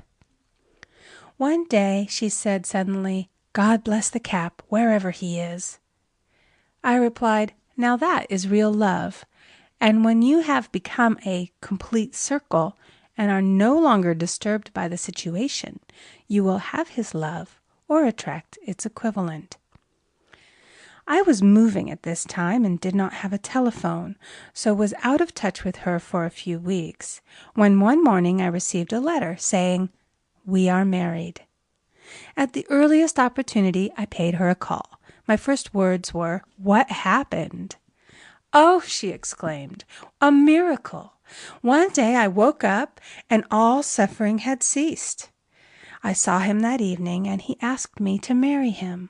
We were married in about a week, and I have never seen a more devoted man." There is an old saying, "No man is your enemy, no man is your friend. Every man is your teacher." So one should become impersonal and learn what each man has to teach him, and soon he would learn his lessons and be free. The woman's lover was teaching her selfish love, which every man sooner or later must learn. Suffering is not necessary for man's development. It is the result of violation of spiritual law, but few people seem able to rouse themselves from their soul sleep without it. When people are happy, they usually become selfish, and automatically the law of karma is set in action. Man often suffers loss through lack of appreciation. I knew a woman who had a very nice husband, but she said often, "I don't care anything about being married, but that is nothing against my husband. I'm simply not interested in married life." She had other interests, and scarcely remembered she had a husband. She only thought of him when she saw him. One day her husband told her he was in love with another woman, and left. She came to me in distress and resentment. I replied, "It is exactly what you spoke the word for. You said you didn't care anything about being married, so the subconscious worked to get you unmarried." She said, "Oh yes, I see. People get what they want and then feel very much hurt." She soon became in perfect harmony with the situation and knew they were both much happier apart. When a woman becomes indifferent or critical and ceases to be an inspiration to her husband, he misses the stimulus of their early relationship and is restless and unhappy. A man came to me dejected, miserable, and poor. His wife was interested in the science of numbers and had had him read. It seems the report was not very favorable, for he said, "My wife says I'll never amount to anything because I am a 2. I replied, "I don't care what your number is. You are a perfect idea in divine mind, and we will demand the success and prosperity which are already planned for you by that infinite intelligence." Within a few weeks, he had a very fine position, and a year or two later, he achieved a brilliant success as a writer. No man is a success in business unless he loves his work. The picture the artist paints for love of his art is his greatest work. The potboiler is always something to live down. No man can attract money if he despises it. Many people are kept in poverty by saying, "Money means nothing to me. I have a contempt for people who have it." This is the reason so many artists are poor. Their contempt for money separates them from it. I remember hearing one artist say of another, "He's no good as an artist, but he has money in the bank." This attitude of mind, of course, separates man from his supply. He must be in harmony with a thing in order to attract it. Money is God in manifestation, as freedom from want and limitation. But it must be always kept in circulation and put to right uses. Hoarding and saving react with grim vengeance. This does not mean that man should not have houses and lots, stocks and bonds, for "the barns of the righteous man shall be full." It means that man should not hoard even the principal if an occasion arises when money is necessary. In letting it go out fearlessly and cheerfully, he opens the way for more to come in, for God is man's unfailing and inexhaustible supply. This is the spiritual attitude towards money, and the great bank of the universal never fails. We see an example of hoarding in the film production of Greed. The woman won $5,000 in a lottery, but would not spend it. She hoarded and saved, let her husband suffer and starve, and eventually she scrubbed floors for a living. She loved the money itself and put it above everything, and one night she was murdered and the money taken from her. This is an example of where love of money is the root of all evil. Money in itself is good and beneficial, but used for destructive purposes, hoarded and saved, or considered more important than love, brings disease and disaster and the loss of the money itself. Follow the path of love, and all things are added, for God is love, and God is supply. Follow the path of selfishness and greed, and the supply vanishes, or man is separated from it. For example, I knew the case of a very rich woman who hoarded her income. She rarely gave anything away, but bought and bought and bought things for herself. She was very fond of necklaces, and a friend once asked her how many she possessed. She replied, 67. She bought them and put them away, carefully wrapped in tissue paper. Had she used the necklaces, it would have been quite legitimate, but she was violating the law of use. Her closets were filled with clothes she never wore and jewels which never saw the light. The old woman's arms were gradually becoming paralyzed from holding on to things, and eventually she was considered incapable of looking after her affairs, and her wealth was handed over to others to manage. So man, in ignorance of the law, brings about his own destruction. All disease, all unhappiness, come from the violation of the law of love. Man's boomerangs of hate, resentment, and criticism come back laden with sickness and sorrow. Love seems almost a lost art, but the man with the knowledge of spiritual law knows it must be regained, for without it he has become as sounding brass and tinkling cymbals. For example, I had a student who came to me month after month to clean her consciousness of resentment. After a while, she arrived at the point where she resented only one woman, but that one woman kept her busy. Little by little, she became poised and harmonious, and one day all resentment was wiped out.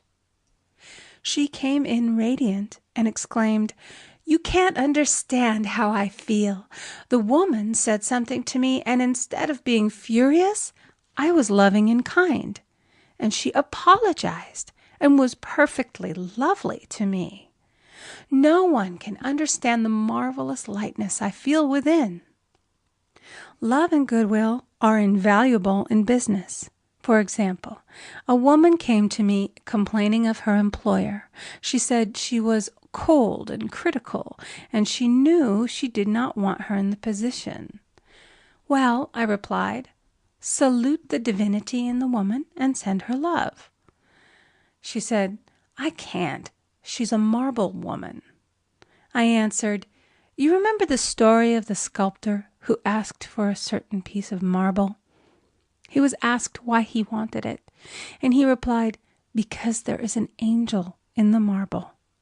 And out of it he produced a wonderful work of art." She said, "Very well, I'll try it."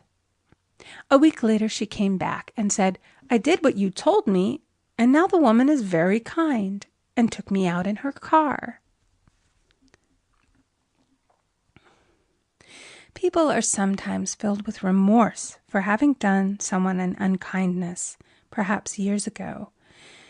If the wrong cannot be righted, its effect can be neutralized by doing someone a kindness in the present. "This one thing I do, forgetting those things which are behind, and reaching forth unto those things which are before."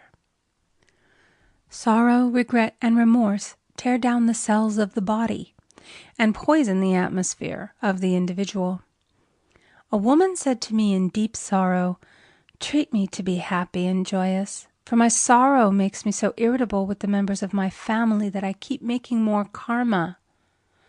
I was asked to treat a woman who was mourning for her daughter. I denied all belief in loss and separation and affirmed that God was the woman's joy, love, and peace. The woman gained her poise at once, but sent word by her son not to treat any longer because she was so happy it wasn't respectable. So mortal mind loves to hang on to its griefs and regrets. I knew a woman who went about bragging of her troubles, so of course she always had something to brag about. The old idea was, if a woman did not worry about her children, she was not a good mother. Now we know that mother fear is responsible for many of the diseases and accidents which come into the lives of children. For fear pictures vividly the disease or situation feared, and these pictures objectify if not neutralized.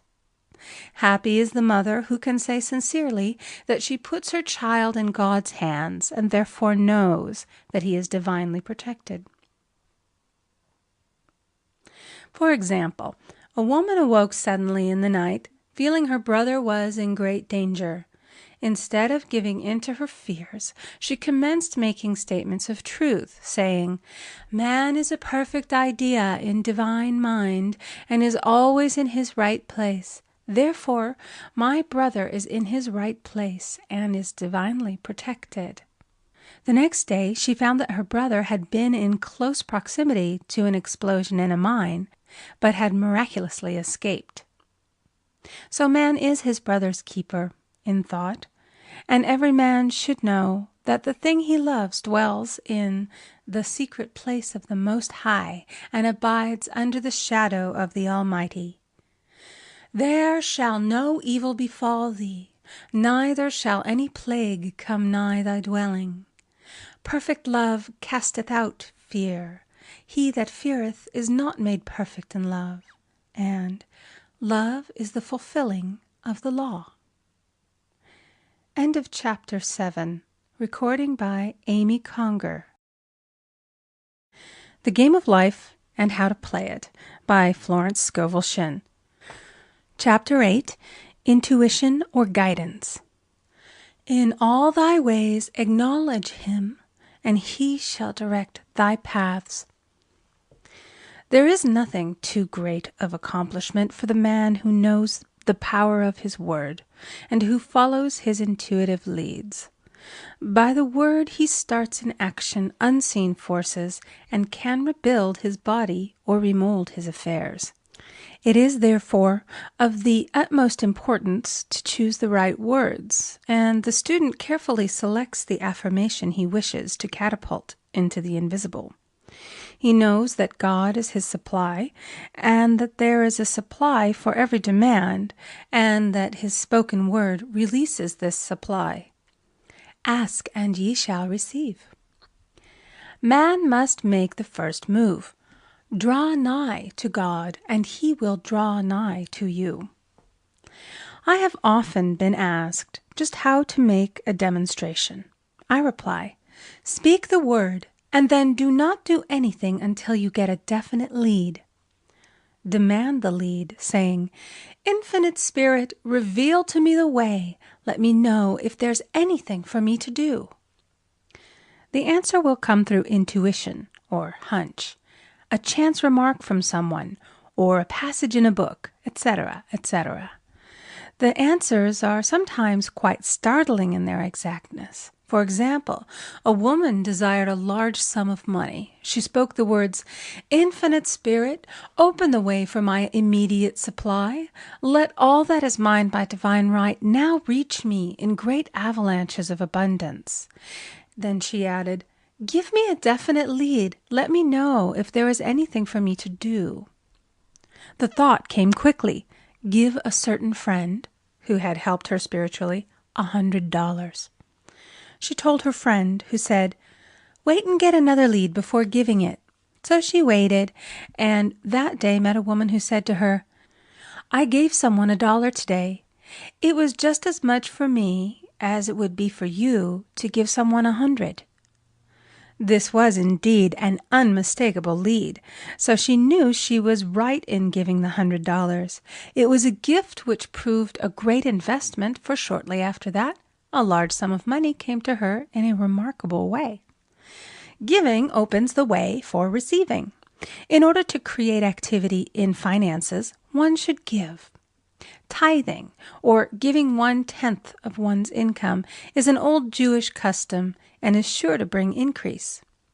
Many of the richest men in the country have been tithers and have never known it to fail as an investment.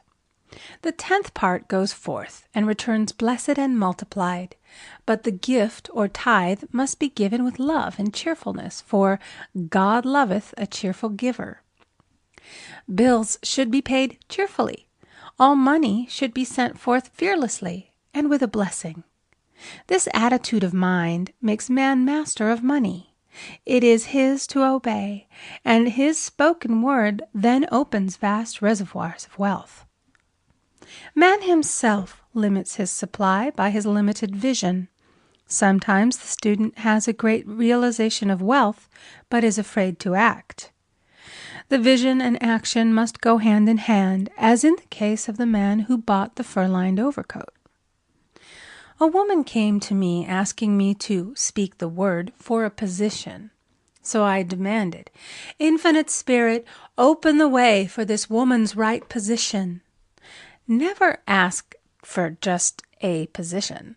Ask for the right position, the place already planned in divine mind, as it is the only one that will give satisfaction. I then gave thanks that she had already received, and that it would manifest quickly. Very soon she had 3 positions offered her, 2 in New York and 1 in Palm Beach, and she did not know which one to choose. I said, Ask for a definite lead. The time was almost up and was still undecided when one day she telephoned. When I woke up this morning, I could smell Palm Beach. She had been there before and knew its balmy fragrance. I replied, "Well, if you can smell Palm Beach from here, it's certainly your lead." She accepted the position, and it proved a great success. Often one's lead comes at an unexpected time. One day I was walking down the street when suddenly I felt a strong urge to go to a certain bakery a block or two away. The reasoning mind resisted, arguing, "There's nothing there that you want." However, I had learned not to reason, so I went to the bakery, looked at everything, and there was certainly nothing there that I wanted. But coming out, I encountered a woman I had thought of often and who was in great need of the help which I could give her. So often, one goes for one thing and finds another. Intuition is a spiritual faculty and does not explain, but simply points the way. A person often receives a lead during a treatment. The idea that comes may seem quite irrelevant, but some of God's leadings are mysterious. In the class one day, I was treating that each individual would receive a definite lead. A woman came to me afterwards and said, "While you were treating, I got the hunch to take my furniture out of storage and get an apartment." The woman had come to be treated for health. I told her I knew in getting a home of her own, her health would improve, and I added, "I believe your trouble, which is a congestion, has come from having things stored away. Congestion of things causes congestion in the body. You have violated the law of use, and your body is paying the penalty." So I gave thanks that divine order was established in her mind, body, and affairs. People little dream of how their affairs react on the body. There is a mental correspondence for every disease. A person might receive instantaneous healing through the realization of his body being a perfect idea in divine mind, and therefore whole and perfect, but if he continues his destructive thinking, hoarding, hating, fearing, condemning, the disease will return. Jesus Christ knew that all sickness came from sin, but admonished the leper after the healing to go and sin no more, lest a worse thing come upon him. So man's soul, or subconscious mind, must be washed whiter than snow for permanent healing. And the metaphysician is always delving deep for the correspondence. Jesus Christ said, "Condemn not, lest ye also be condemned. Judge not, lest ye be judged." Many people have attracted disease and unhappiness through the condemnation of others. What man condemns in others, he attracts to himself. For example, a friend came to me in anger and distress because her husband had deserted her for another woman. She condemned the other woman and said continually, "She knew he was a married man. She had no right to accept his attentions." I replied, "Stop condemning the woman. Bless her and be through with the situation. Otherwise you are attracting the same thing to yourself." She was deaf to my words, and a year or two later became deeply interested in a married man herself. Man picks up a live wire whenever he criticizes or condemns, and may expect a shock. Indecision is a stumbling block in many a pathway. In order to overcome it, make the statement repeatedly, "I am always under direct inspiration. I make right decisions quickly." These words impress the subconscious, and soon one finds himself awake and alert, making his right moves without hesitation. I have found it destructive to look to the psychic plane for guidance, as it is the plane of many minds and not the one mind.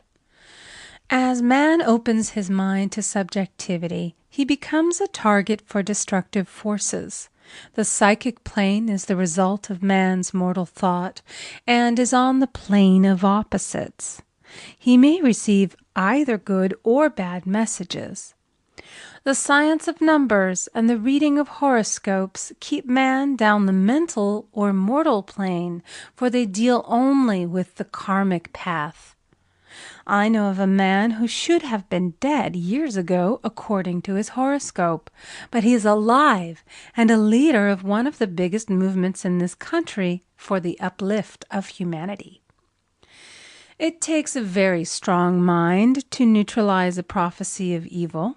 The student should declare, "Every false prophecy shall come to naught. Every plan my Father in heaven has not planned shall be dissolved and dissipated. The divine idea now comes to pass." However, if any good message has ever been given one, of coming happiness or wealth, harbor and expect it, and it will manifest sooner or later through the law of expectancy. Man's will should be used to back the universal will. I will that the will of God be done. It is God's will to give every man every righteous desire of his heart, and man's will should be used to hold the perfect vision, without wavering. The prodigal son said, "I will arise and go to my father." It is indeed often an effort of the will to leave the husks and swine of mortal thinking.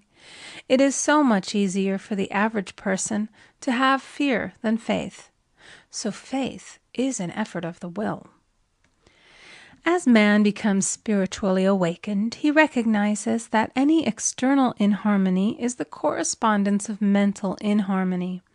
If he stumbles or falls, he may know he is stumbling or falling in consciousness.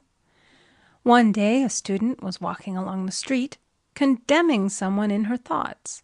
She was saying mentally, "That woman is the most disagreeable woman on earth," when suddenly 3 Boy Scouts rushed around the corner and almost knocked her over. She did not condemn the Boy Scouts, but immediately called on the law of forgiveness and saluted the divinity in the woman. Wisdom's ways are ways of pleasantness, and all her paths are peace. When one has made his demands upon the universal, he must be ready for surprises. Everything may seem to be going wrong, when in reality it is going right. For example, a woman was told that there was no loss in divine mind. Therefore, she could not lose anything which belonged to her. Anything lost would be returned, or she would receive its equivalent. Several years previously, she had lost $2,000.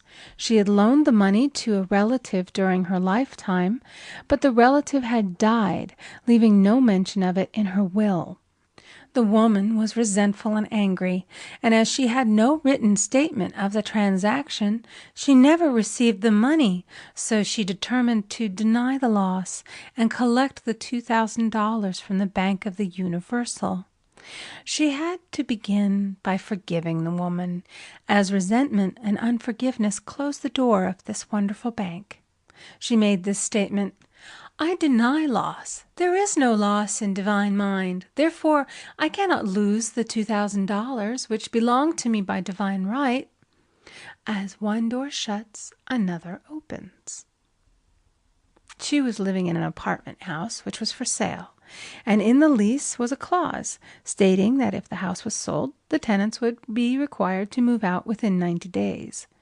Suddenly, the landlord broke the leases and raised the rent. Again, injustice was on her pathway, but this time she was undisturbed. She blessed the landlord and said, "As the rent has been raised, it means that I'll be that much richer, for God is my supply." The new leases were made out for the advanced rent, but by some divine mistake, the 90-day clause had been forgotten. Soon after, the landlord had an opportunity to sell the house. On account of the mistake in the new leases, the tenants held possession for another year. The agent offered each tenant $200 if he would vacate. Several families moved. 3 remained, including the woman. A month or 2 passed, and the agent again appeared. This time he said to the woman, "Will you break your lease for the sum of $1,500? It flashed upon her, here comes the $2,000. She remembered having said to friends in the house, "We will all act together if anything more is said about leaving." So her lead was to consult her friends. These friends said, "Well, if they have offered you $1,500, they will certainly give $2,000. So she received a check for $2,000 for giving up the apartment. It was certainly a remarkable working of the law, and the apparent injustice was merely an opening for the way for her demonstration. It proved that there is no loss, and when man takes his spiritual stand, he collects all that is his from this great reservoir of good. I will restore to you the years the locusts have eaten. The locusts are the doubts, fears, resentments, and regrets of mortal thinking. These adverse thoughts alone rob man, for no man gives to himself but himself, and no man takes away from himself but himself. Man is here to prove God and to bear witness to the truth. And he can only prove God by bringing plenty out of lack and justice out of injustice. "Prove me now herewith, saith the Lord of hosts, if I will not open you the windows of heaven and pour out a blessing, that there shall be not room enough to receive it." End of chapter 8. Recording by Amy Conger. The Game of Life and How to Play It by Florence Scovel Shinn. Chapter 9, Perfect Self-Expression, or The Divine Design. No wind can drive my bark astray, nor change the tide of destiny. There is for each man perfect self-expression. There is a place which he is to fill, and no one else can fill, something which he is to do, which no one else can do. It is his destiny. This achievement is held, a perfect idea in divine mind, awaiting man's recognition. As the imaging faculty is the creative faculty, it is necessary for man to see the idea before it can manifest. So man's highest demand is for the divine design of his life. He may not have the faintest conception of what it is, for there is possibly some marvelous talent hidden deep within him. His demand should be, "Infinite Spirit, open the way for the divine design of my life to manifest. Let the genius within me now be released.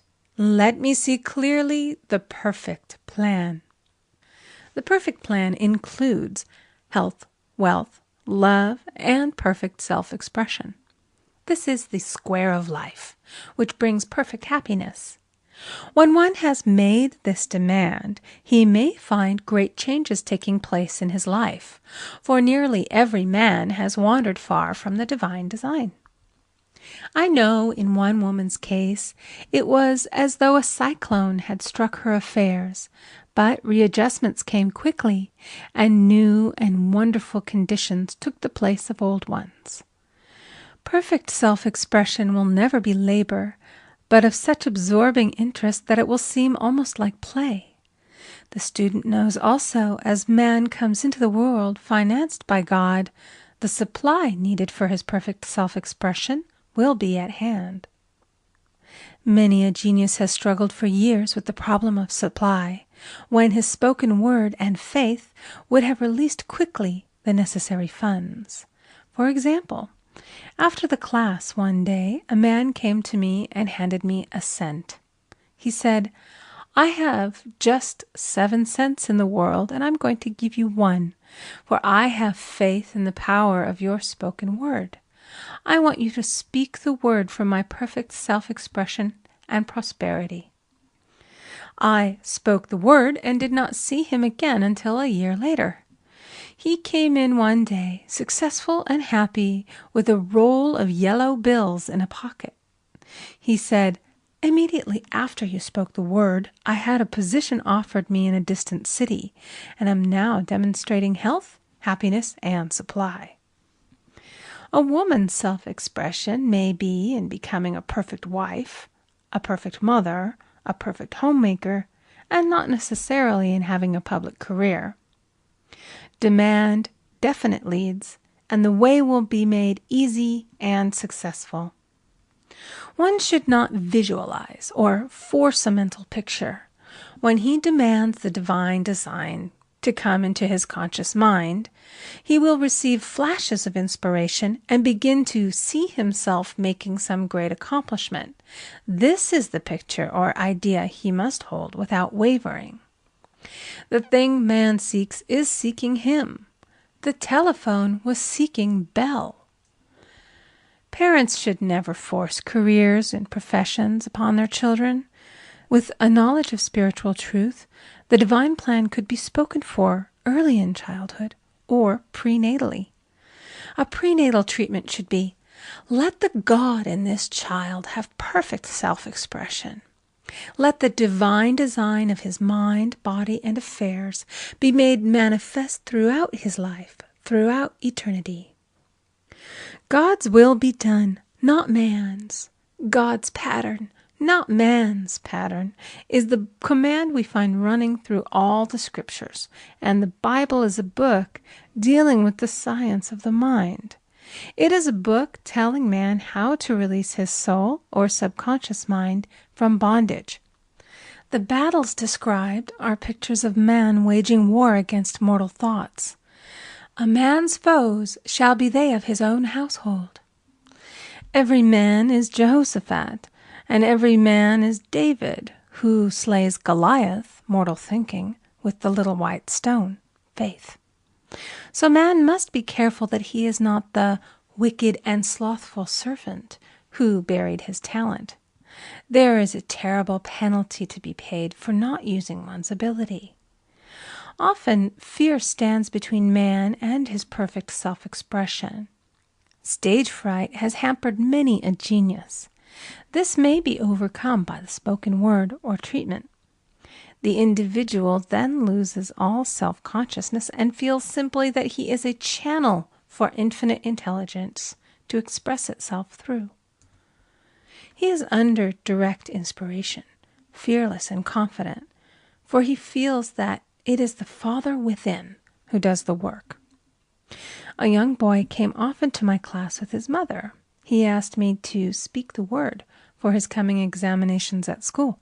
I told him to make the statement, "I am one with infinite intelligence.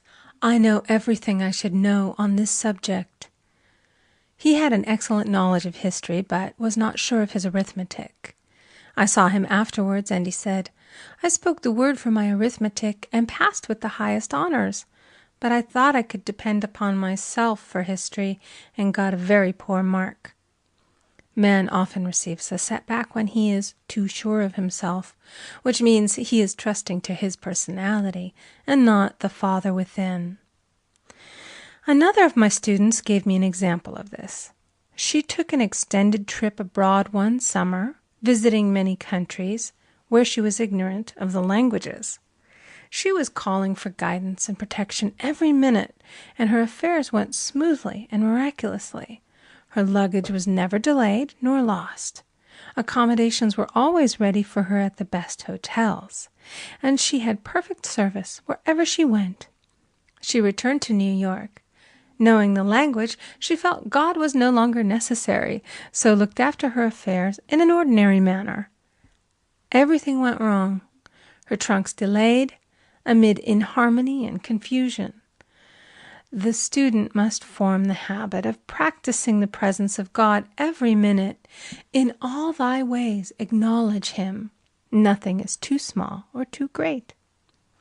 Sometimes an insignificant incident may be the turning point in a man's life. Robert Fulton, watching some boiling water simmering in a tea kettle, saw a steamboat. I have seen a student often keep back his demonstration through resistance or pointing the way. He pins his faith to one channel only and dictates just the way he desires the manifestation to come, which brings things to a standstill. My way, not your way, is the command of infinite intelligence. Like all power, be it steam or electricity, it must have a non-resistant engine or instrument to work through, and man is that engine or instrument. Over and over again, man is told to stand still.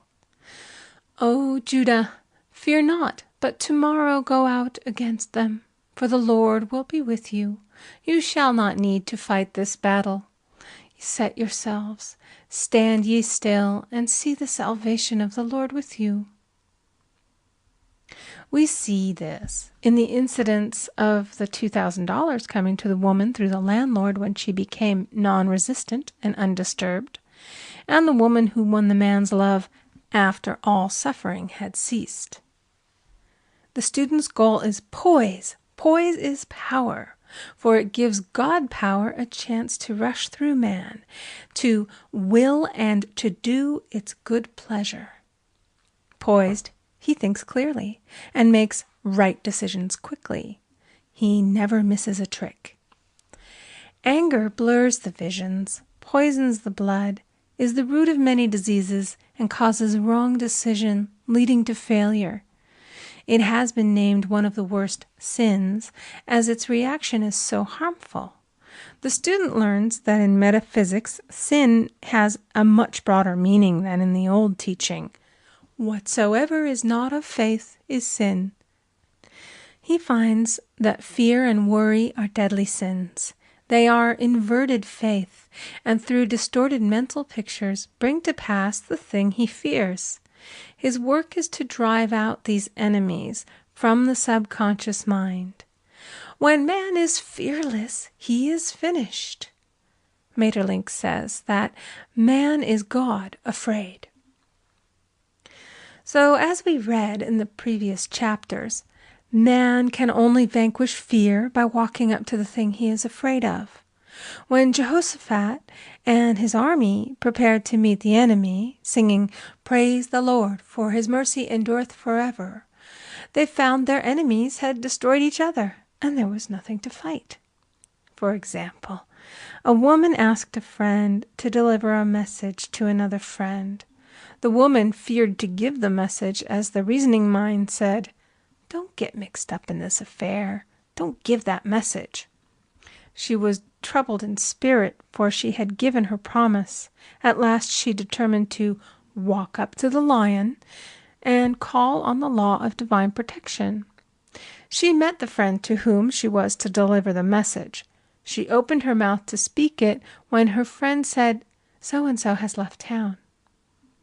This made it unnecessary to give the message, as a situation depended upon the person being in town. As she was willing to do it, she was not obliged to. As she did not fear, the situation vanished. The student often delays his demonstration through a belief in incompletion.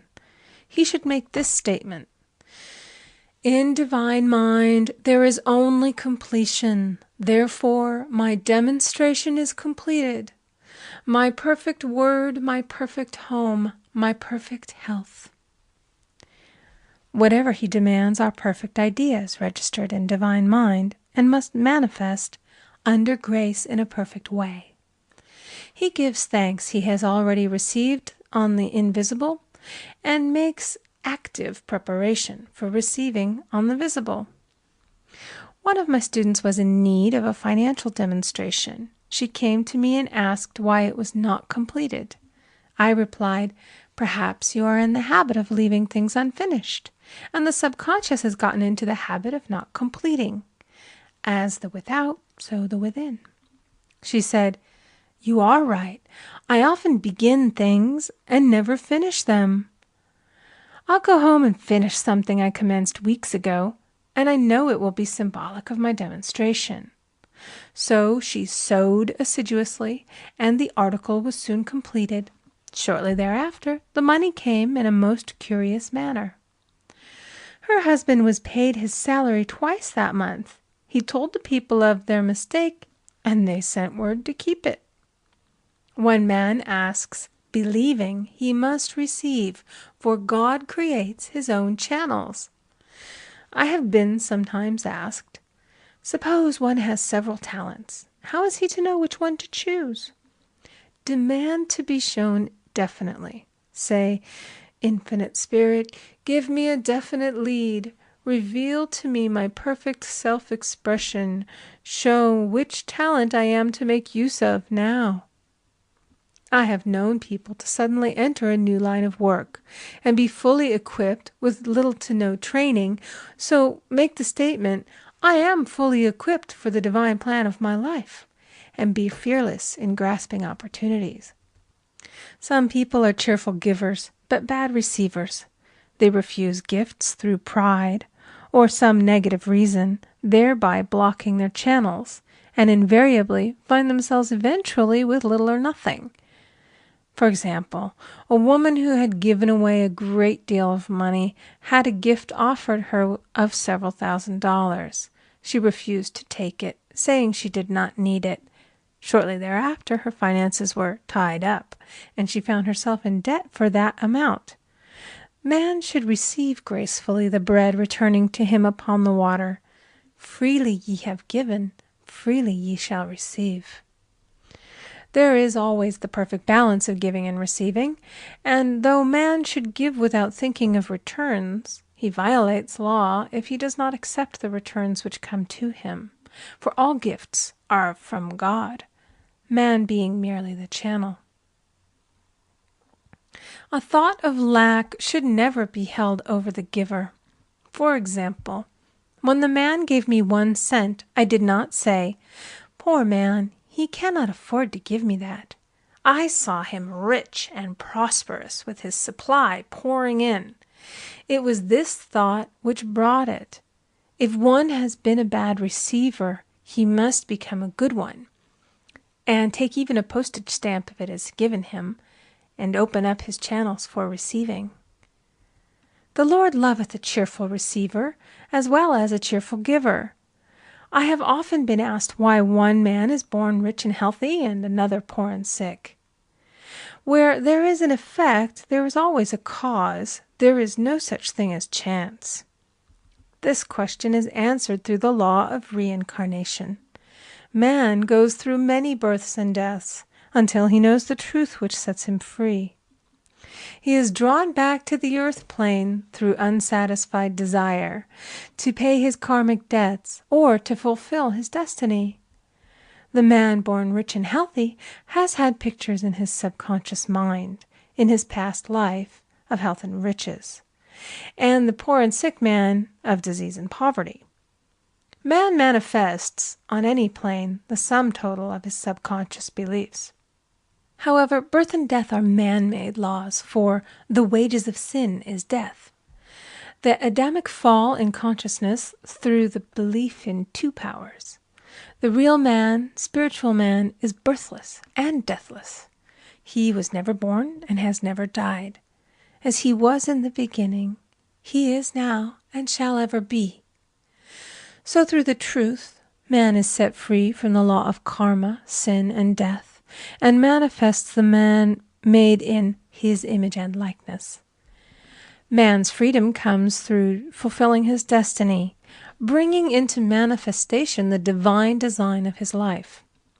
His Lord will say unto him, "Well done, thou good and faithful servant. Thou hast been faithful over a few things. I will make thee ruler over many things," death itself. "Enter thou into the joy of thy Lord, eternal life."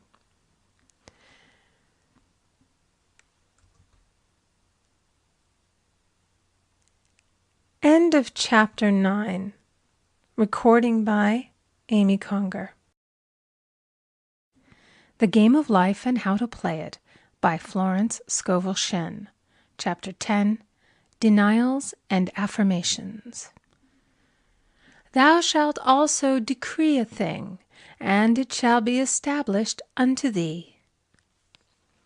All the good that is to be made manifest in man's life is already an accomplished fact in divine mind, and is released through man's recognition or spoken word.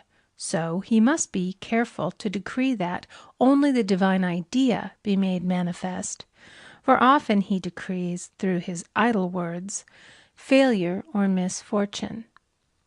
It is therefore of the utmost importance to word one's demands correctly, as stated in a previous chapter.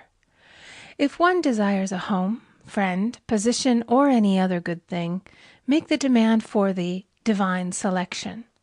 For example, Infinite Spirit, open the way for my right home, my right friend, my right position.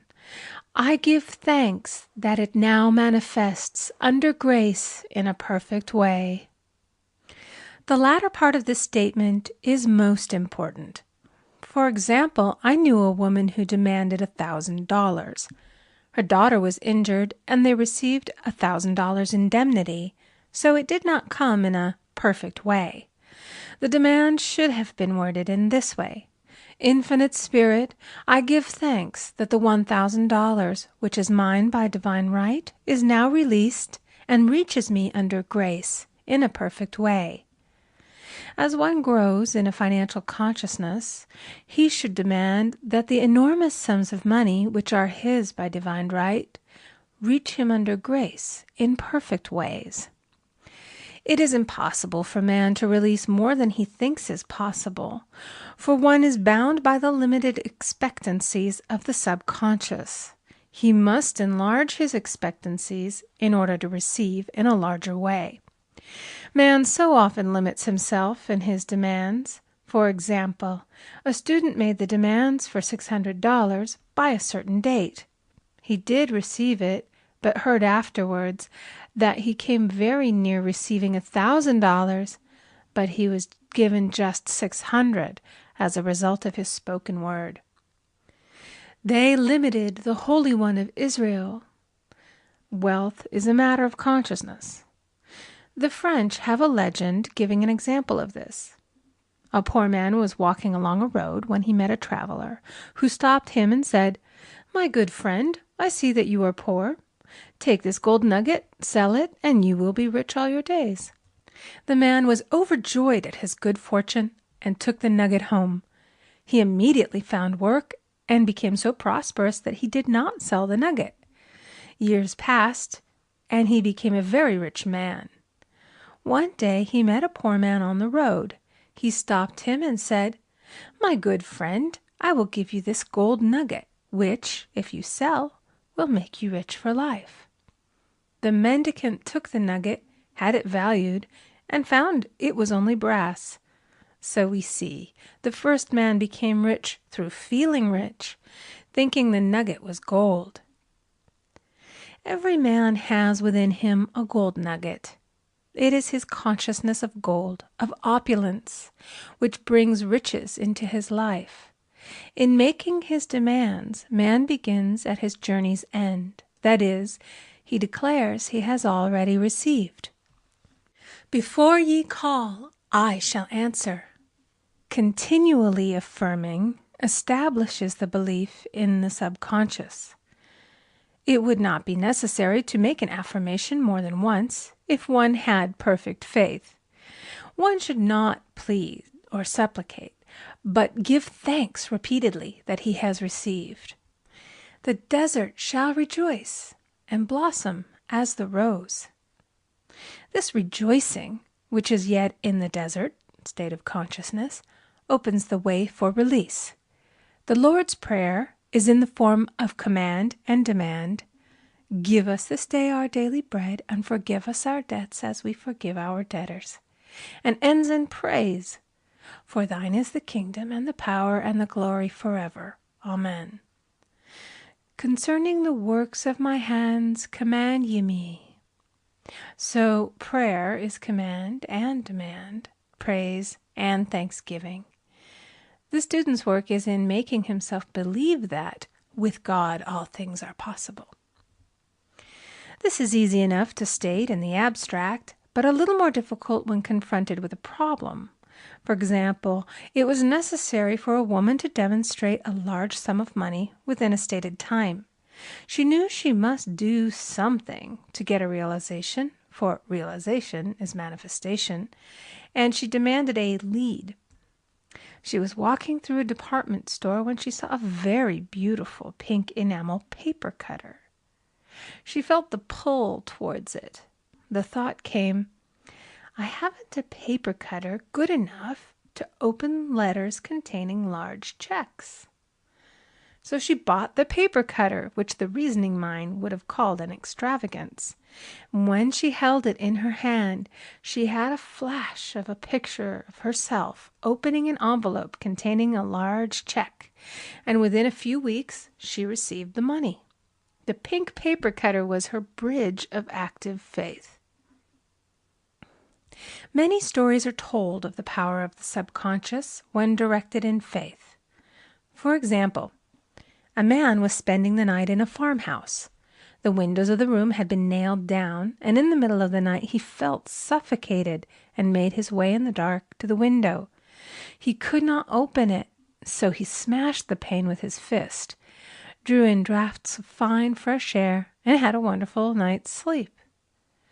The next morning he found he had smashed the glass of a bookcase, and the window had remained closed during the whole night. He had supplied himself with oxygen simply by his thought of oxygen. When a student starts out to demonstrate, he should never turn back. Let not that man who wavers think that he shall receive anything of the Lord. A student once made this wonderful statement.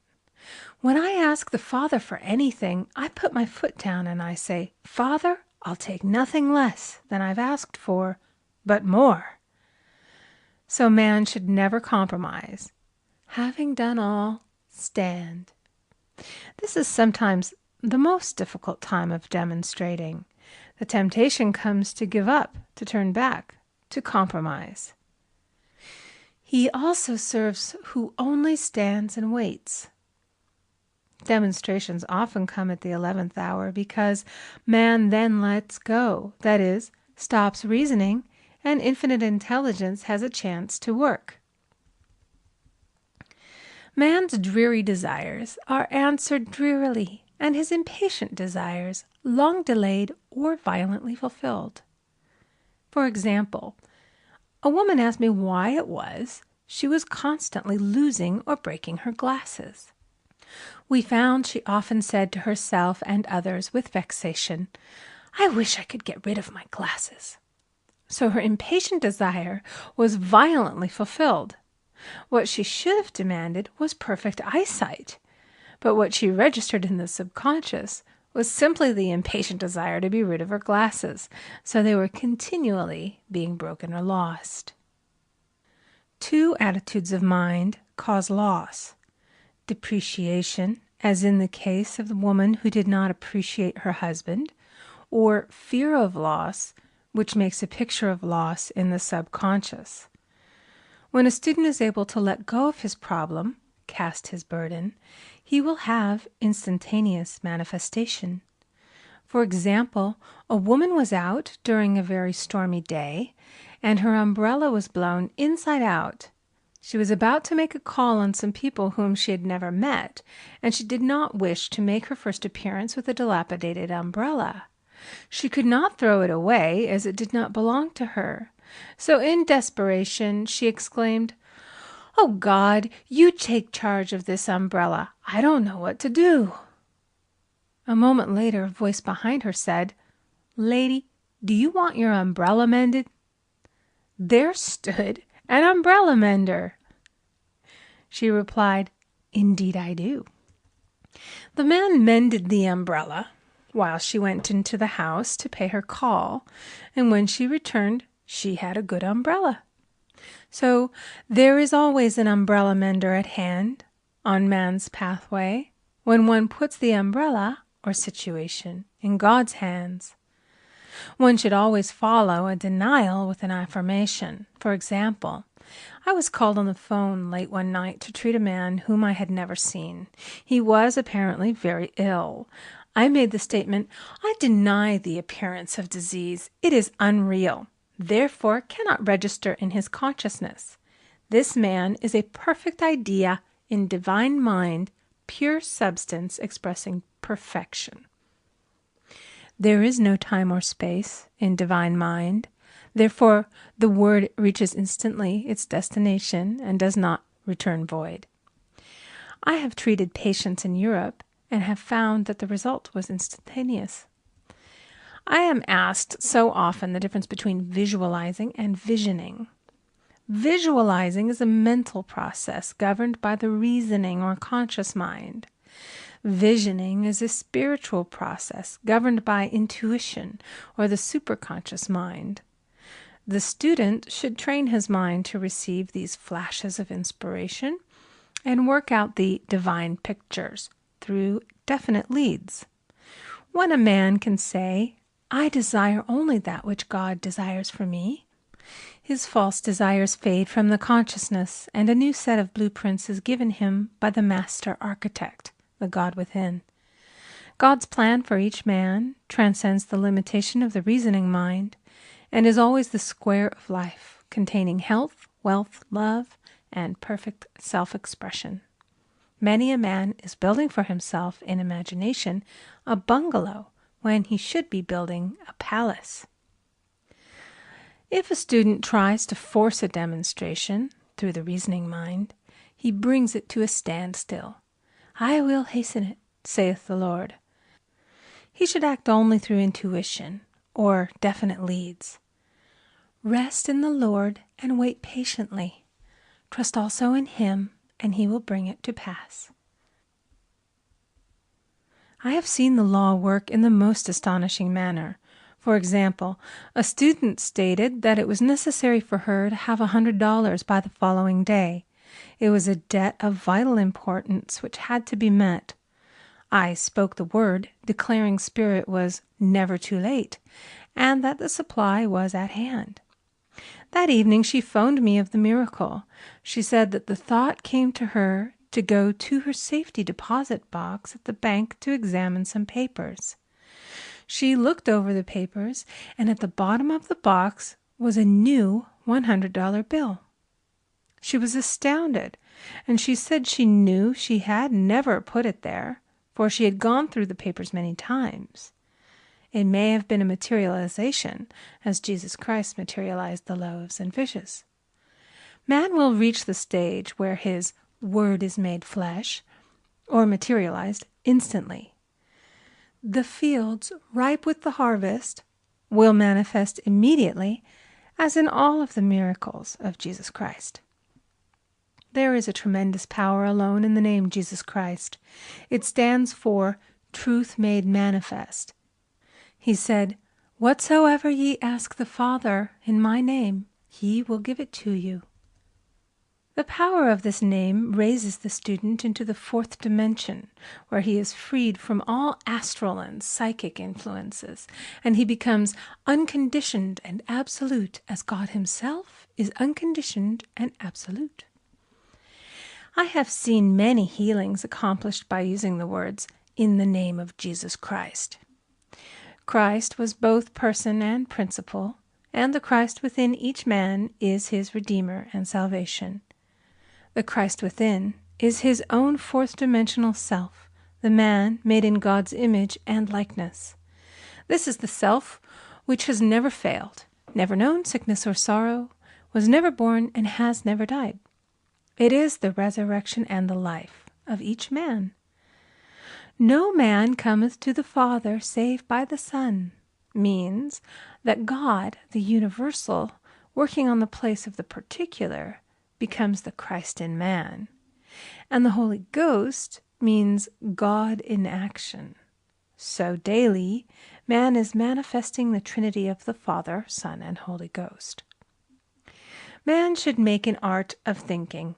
The master thinker is an artist and is careful to paint only the divine designs upon the canvas of his mind, and he paints these pictures with masterly strokes of power and decision, having perfect faith that there is no power to mar their perfection, and that they shall manifest in his life the ideal made real.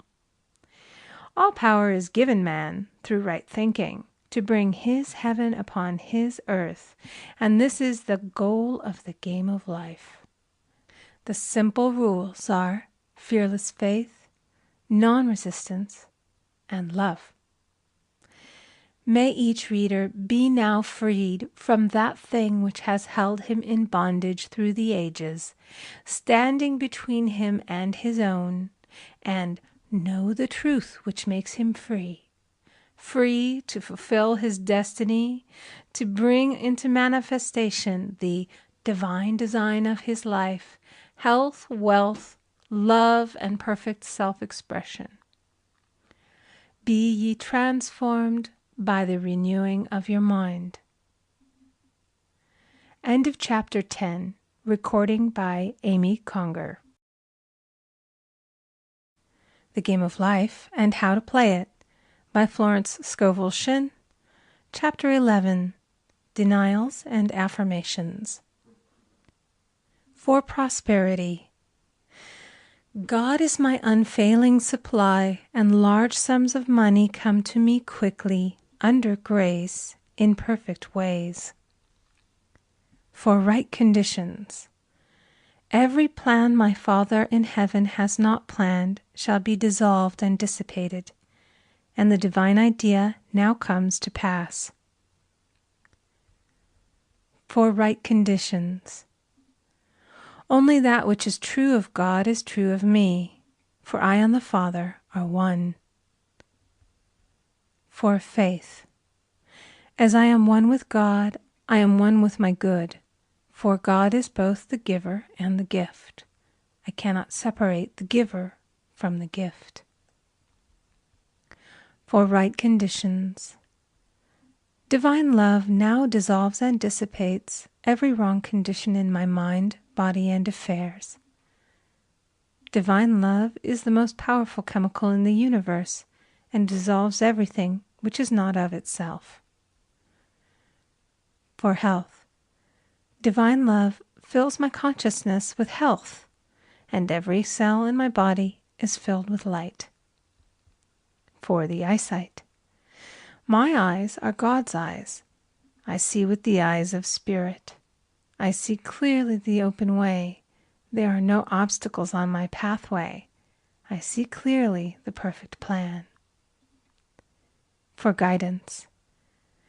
I am divinely sensitive to my intuitive leads, and give instant obedience to thy will.